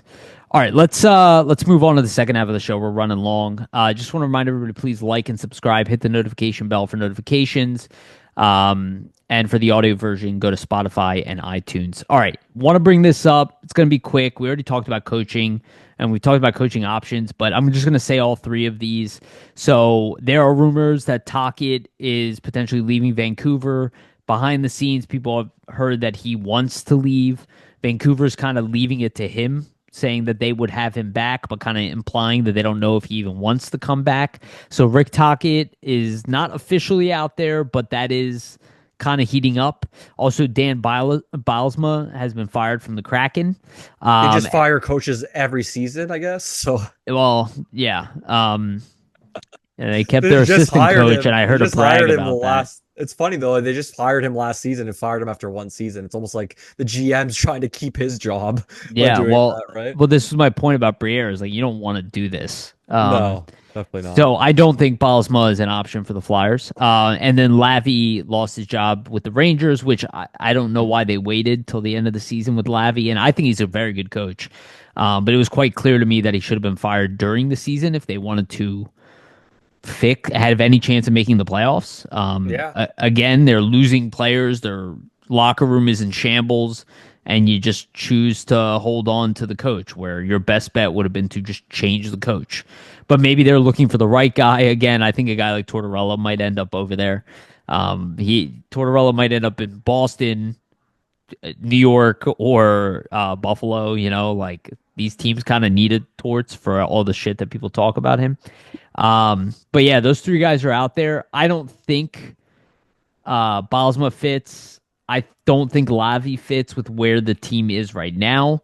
And I think Tocchet is probably one of the options, but I don't think he's as much of a top option as people um, put out there. I think a lot of people are relying on his relationship with Jones. But Craig Berube was also best friends with Keith Jones, probably even closer than Rick Tocchet, and he didn't come over here. He went to Toronto. So I think a guy like Tocchet, maybe he ends up going to a place like the Rangers. Um, It could be. Could be. He's a pretty competitive coach. I mean, I right. just think in terms of the coaching options, like it's going to be a pretty extensive search. I definitely think Tocchet will be an option if he's available. Ex-Flyer and all, and he's a really good coach. Like he won the Jack Adams. Um, I think anybody saying that he isn't a good coach, I think if you look at the situation that he was in Vancouver, I think any coach in that situation would have struggled to bring them to the playoffs. Like when you have your captain and one of the leaders in the locker room essentially fighting and not getting out to the media and everything, as a coach, what can you really do? Like you can say he lost the locker room, but it's really the players that lost the locker room for him, not him, right? So Yeah. it's kind of hard as a coach to interject there and really do anything about that. um we'll see what happens, right? Like I still think the Flyers, I think they end up going with the guy that's less of an established pick. But we'll see. I wouldn't be surprised, like I said before, if it's Brad Shaw. I think he could potentially be what they're looking for. Yeah. I think a lot of the interview process is going to be the decider, right? Like as it is with a lot of these things, who's going to blow the doors off the regime in these head coaching interviews and what their vision is for kind of developing the roster, developing all these young guys coming up. I think that's going to be a real key part to it. Yeah. No, I definitely agree. And it also shows that there are more options coming. Yeah, For like, guys are going to get fired. Firstly, yeah. like not like head coaches will be fired. We're seeing the first round here, but as the first round of the playoffs ends, somebody else will probably get fired, and Yes. same with the second round. It's all Yeah. about results, right? So a lot of these playoff teams are going to be frustrated and say, "Hey, this wasn't our year. We need to make a change now to ramp it back up for next season." So Yeah. Like what happens if Colorado loses in the first round? yeah, exactly. Is Like Jared Bednar going to be Carolina's available? up Carolina's up 2-0 right now. They're probably going to win, but like is winning another first round the goal for them? Like they always have trouble getting past that second round or that third round. If they lose again and don't get past it, is Brindamore coming back? Is he going to get let go? That makes it really interesting. Who knows, right? But like that's the truth of it. Like at the end of Yeah. the day, you need to like the ultimate goal as a coach is results. So like if you're Carolina and you haven't gone past that hump again and again and again, well, you need to make a change to maybe get past the hump. Who knows, right? Yeah. So Flyers are probably going to wait a little bit longer. That's the whole point. The other piece of news is Lou Lamoriello is officially not being brought back as GM of the Islanders.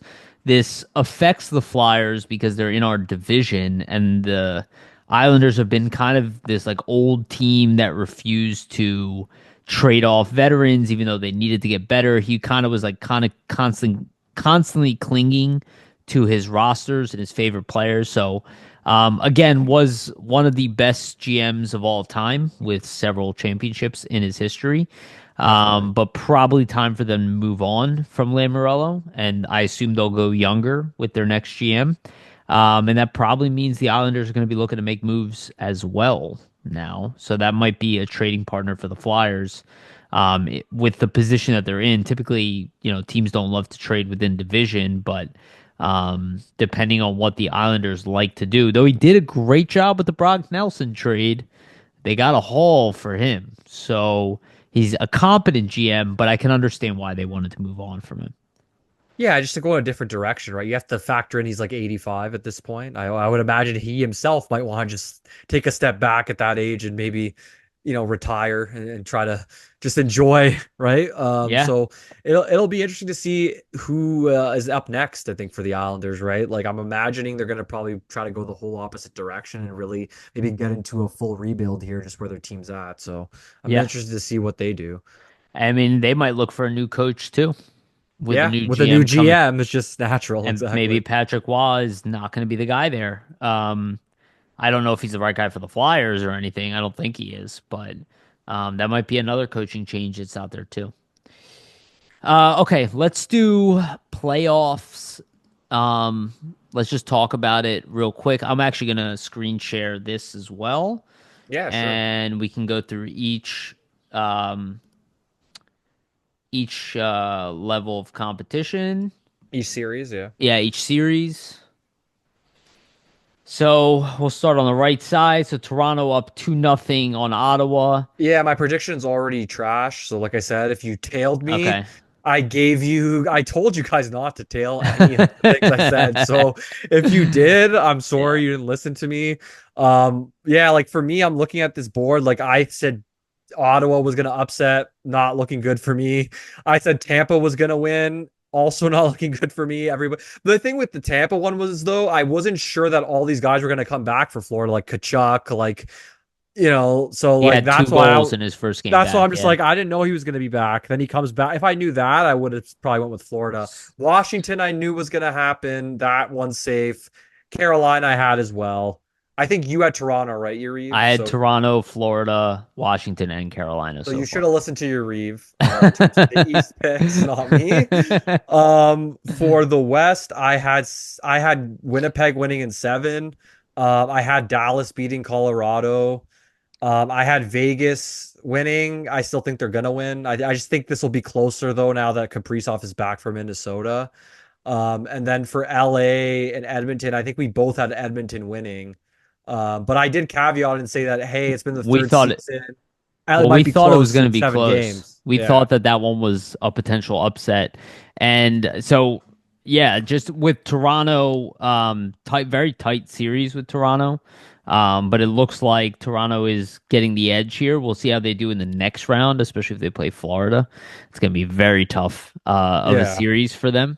I think Florida has just got the tools to go back And to the the goalie final. too. Yeah, they're my pick right now to go back to the finals from the East. I think they will beat Tampa Bay. I don't think it'll be a quick series. I think Tampa Bay will respond, but Florida's just dangerous. Washington actually tighter than I thought. I thought Washington would beat them more handedly, but Montreal's putting up a really good fight. Been close games, but Washington's just the better team. And then Carolina is much better than New Jersey, and that one's No, Jack not. Hughes is tough. Yeah. Yeah, it's not that close. It's kind of unfortunate for New Jersey, but it shows how hard it is to get better in this league. How everybody thought New Jersey was like the next it team, and yet Yeah. And how you can be subjected to injuries at any time. Like if Hughes is in this series, I think it's a completely different it's a story. different series for sure. It's a closer series, offensively at least for New Jersey. But we'll Oh see. yeah. We'll see how they respond. There's still plenty of games left to make things interesting. Winnipeg. I thought it would be closer. I mean, the games are close, They've but been Winnipeg, close. Yeah. yeah, but Winnipeg's the better team. Dallas, Colorado is like that's Western This is Conference the best. Finals. This is the best series That so far last in the game first was round. wild, Yeah, insane. the last two were wild, Yeah, both overtimes. yeah, Heiskanen might re-enter, so like I think now could be a yeah. time They're if he doing it comes without back. Robertson and Yeah, Heiskanen. that's what I mean. Like if you were Colorado, this was your time to pounce and maybe take control because you don't have those guys. But now that they're close to maybe coming back to end the series, like you just have to think that Dallas is gonna take I'm control. But I'm we'll rooting see. against Colorado. I want that higher pick. Like I don't care Yeah, about their playoff success. I no, they want the already won. pick. They already won a cup, and to be honest, Yeah, screw them. I would want to see Dallas win. I kind of would like to see their team do well, so I wouldn't mind. Yeah, They're hell fun to yeah. I mean, watch. They're fun to watch. So. quite frankly, if they're able to do this while they're injured, that's usually a sign of a championship team. Like Oh yeah, one because they're playing probably the best team in the West yeah. outside of them and doing this. So teams should be afraid, very afraid of Dallas. It's impressive stuff. Vegas, Minnesota. I still think Vegas will get it, but you're right. Kaprizov is definitely an X factor. But good to see Minnesota fighting. I mean, they had a big win, and again, I am high on Zeev Boyum. Everybody knows I'm high. Who's been listening to this podcast? I am high on the kid.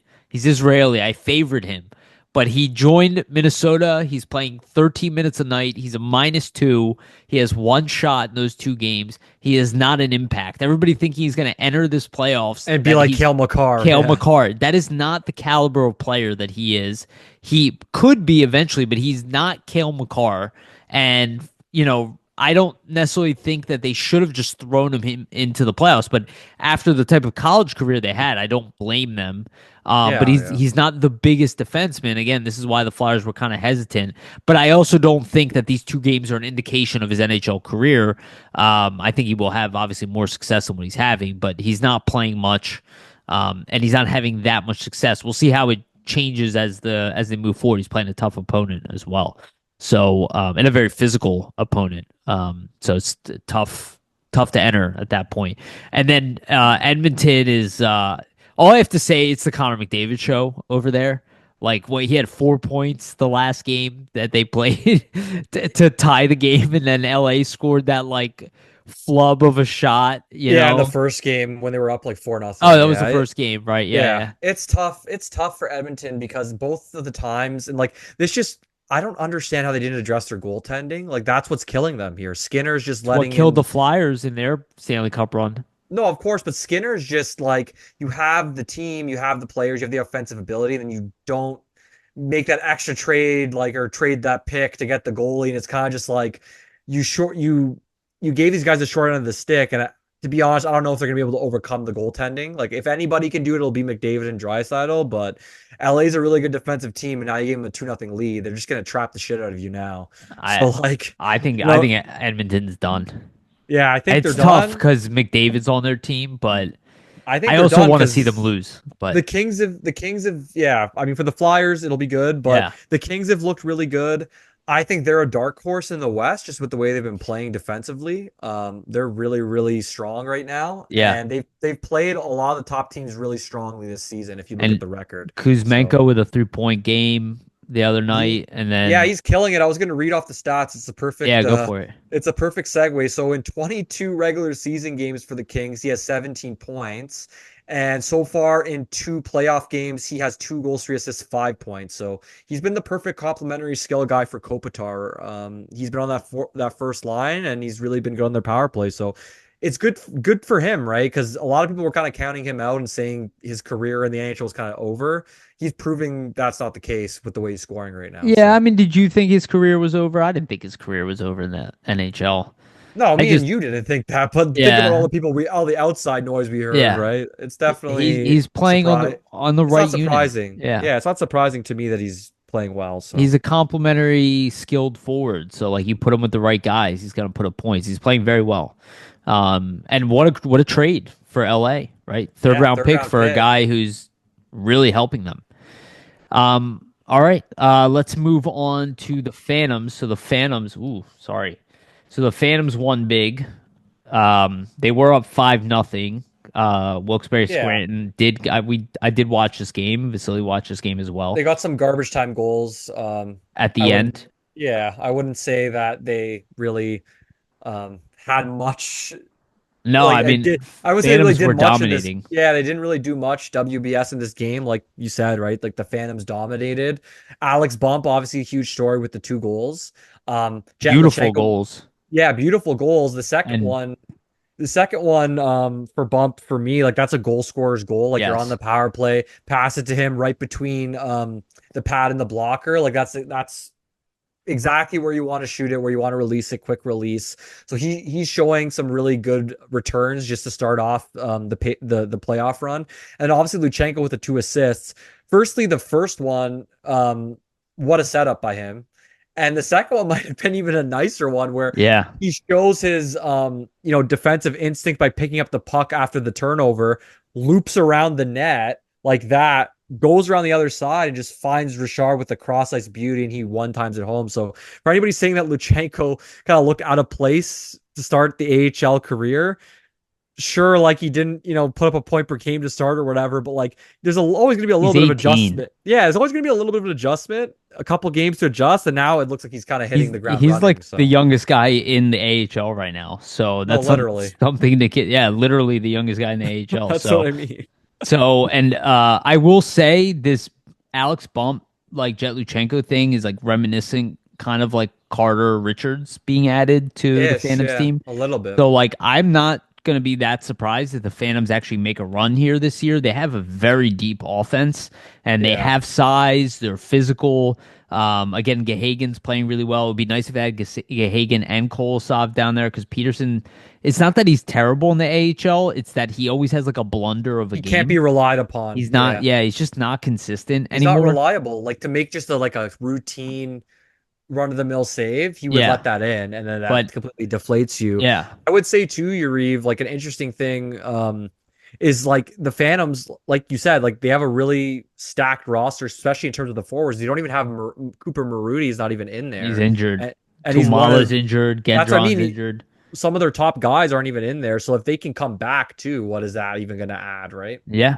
Yeah, you're not wrong. So they can attack you in all four lines right now. The fourth line is like a grinder line with Smith, Gardner, and Eklund. Just all big dudes, all 6'5", 6'3" guys. So they're just, they're playing a physical game. They have scoring. Alex Bump is the X factor. Alex Bump and Luchenko, that gives them a whole new dynamic with this lineup. Again, the speed down the middle from Luchenko and the playmaking speed and the playmaking ability. He's still like learning. Like he took a bad penalty coming out of the penalty box. I didn't even know that rule in the AHL. He touched the puck before he was like completely out of the box, went right back in the box. But again, Penguins didn't score a goal. And Bump is like, again, he's got what, 3 goals and 2 assists in 3 games in the AHL. Yeah, 3 points in 2 games, 2 goals in the first playoff game, I'm pretty sure. Yeah, so again, he's over a point per game. He's one of the top point producers after the first night, and he's just coming to the Phantom. So the Alex Bump thing is really reminding me of like a Jeff Carter type of like entryway into Jeff the Carter, Phantom. Mike Richards, yeah. Yeah, like that type of caliber. Again, he's playing like a first round pick caliber player. So I don't care when he was picked. That's why we penciled him into the lineup because as of right now, he's showing that he's maybe the best player on the Phantoms, and he just got there. So that's a pretty big deal. Yeah, the only what thing he's that doing. sucks for where the Phantoms run and the potential of it is they're gonna win potentially here, or if they do win, they're gonna go on to face Hershey. So No, I think they face Charlotte. oh, really? I thought Hershey Yeah. was the team. Okay. So here, Because I was gonna say if they face Hershey, that's always a tough one, right? so this is the playoffs right now. So Oh, okay. Hershey looks to be facing. So again, Okay. these teams have the bye. Yeah. So they So that's look, awesome. Like last yeah. season, they had to face Hershey, and that was basically like the end of their run. I think the fact that you don't have to face Hershey, a lot bigger success chance that you might be able to get past Charlotte. I think Yes. if you had to go in and face Hershey, like even though you have the new guys that you added, it's still going to be a tough out because they're just stacked. So Yeah. I mean, they might have to face Hershey eventually, but I would love to see them go on a run here. to like the North Division Finals, maybe. Yeah. At the very least. Yes, and we will see. The playoffs for the AHL is like kind of a mess. There are different division sizes, different matchups. I don't even fully understand it, but we'll keep covering it. We'll keep watching them, and hopefully they keep up the success and go on a long playoff run. Because the team that's on the ice right now is not the team that was playing all season long. They went into the playoffs hot. All the recipe is kind of there for a team that could exceed expectations. So we'll see how they do. And also an interesting comment from Bump, and I think we should probably end on this. So Bump was interviewed at this is an credit to Tony Androkaitis, who used to cover the Phantoms. Now he covers the Wilkes-Barre Scranton Penguins. He got pissed with the Phantoms. But he covers them, and he had an interesting quote here from Alex Bump. Alex Bump began and ended his media availability after Game 1, taking shots at the WBS Pens defensemen. Their D didn't want to play hard. Like I said, they don't like to defend soft defenders, in my opinion. That is a bold statement from a guy who just got there and just finished college hockey. Hey, he's telling the truth, it seems. So Yeah, well, that's a guy he is not intimidated by he's the confident. league that he's in. And I like this kid a lot. Like, It's going to be He, fun to watch this yeah, playoff run and see what he can do because he's just scratching the surface and he's looking really good and he's giving quotes like that. So you he's can't go wrong, never right? looked like a fifth round pick. I think he was a fifth or fourth round. Yeah, fifth round pick. And I mean, Yeah, Steve's been raving about him since the Flyers picked him. He said everywhere he's gone, he's just scores goals. So he seems like a guy who should have been taken at the end of the first round or the second round. or high second round, yeah, Yeah, perhaps. and right now he's producing like one. So let's see. Maybe the Flyers have a gem in him, and maybe he makes the Flyers to start Hey, the with year. all the We'll bad luck see. they've had with prospects, I think they're overdue to hit on one of these fifth To round hit picks on, or yeah. something. Well, they hit on Noah Cates. Noah No, Cates is a of hit. course. But I mean Noah Cates I is a mean hit. like having one of these late round picks turn to like a top 6 type of player for Yes, you is what I mean. actually, that's a great point because Bump right now, if you look at what he's done, projects to be Well, a top six forward. think about all the think about all the picks they picked in the first round that didn't turn into first round You guys. got to Like get one. look at Jay O'Brien, look at Isaac Ratcliffe. Like those guys turn into nothing. Maybe the Flyers get some luck with a bump and he becomes that top 6 type of player. So They've failed a lot at the high second round picks. Pascal LeBerge, oh yeah, I think Ratcliffe was a high second round because he was he right was after. yeah, He was right after Frost. Frost wasn't a failure of a pick. But he was a but he's late not first round pick. he's a second line maybe player. Depends on what team he's on, I guess. Yeah. He's a middle six guy. All right. That's it for this one. We went pretty long on this one, so I think we're good. We'll be back next week as normal. Anything you want to leave our audience with? No, just we're gonna have content throughout the off season, so continue to tune in here. And when all the other Flyers podcasts are taking a break, we are still around here. So Yeah. Well said. Okay, just want to remind everyone to please like and subscribe. Hit the notification bell for notifications to get notified when we release these episodes. For the audio version, go to Spotify and iTunes and give us a rating and a follow as well. Again, the best way to support our podcast, if you made it here till the end, please make sure to like, subscribe, follow us, do all that stuff. It's amazing. The growth of this show is, hit, and we would love to double everything we have. So, if you are listening and you haven't done that so far, please do that. And also shout out to our sponsor, Jim Steaks at 4th and South. Make sure to go get yourself a cheesesteak from Jim's. They have one of the best, if not the best, cheesesteak in Philadelphia. Make sure to check out Jim's Steaks. Also, Public Summit Adjusters, 215-752-0560. Go to them for your insurance adjustment needs. They will help facilitate the process between you and your insurance company and make sure you get the best claim possible. Again, Public Summit Adjusters, 215-752-0560. And also, shout out to SportsSpider.com.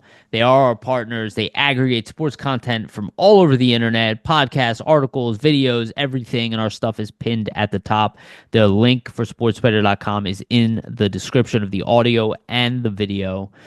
So make sure to check out SportsSpider.com. All right. Thank you, everybody, for listening. Thank you, Vasili, for being awesome as always. We love you guys. And remember, always stay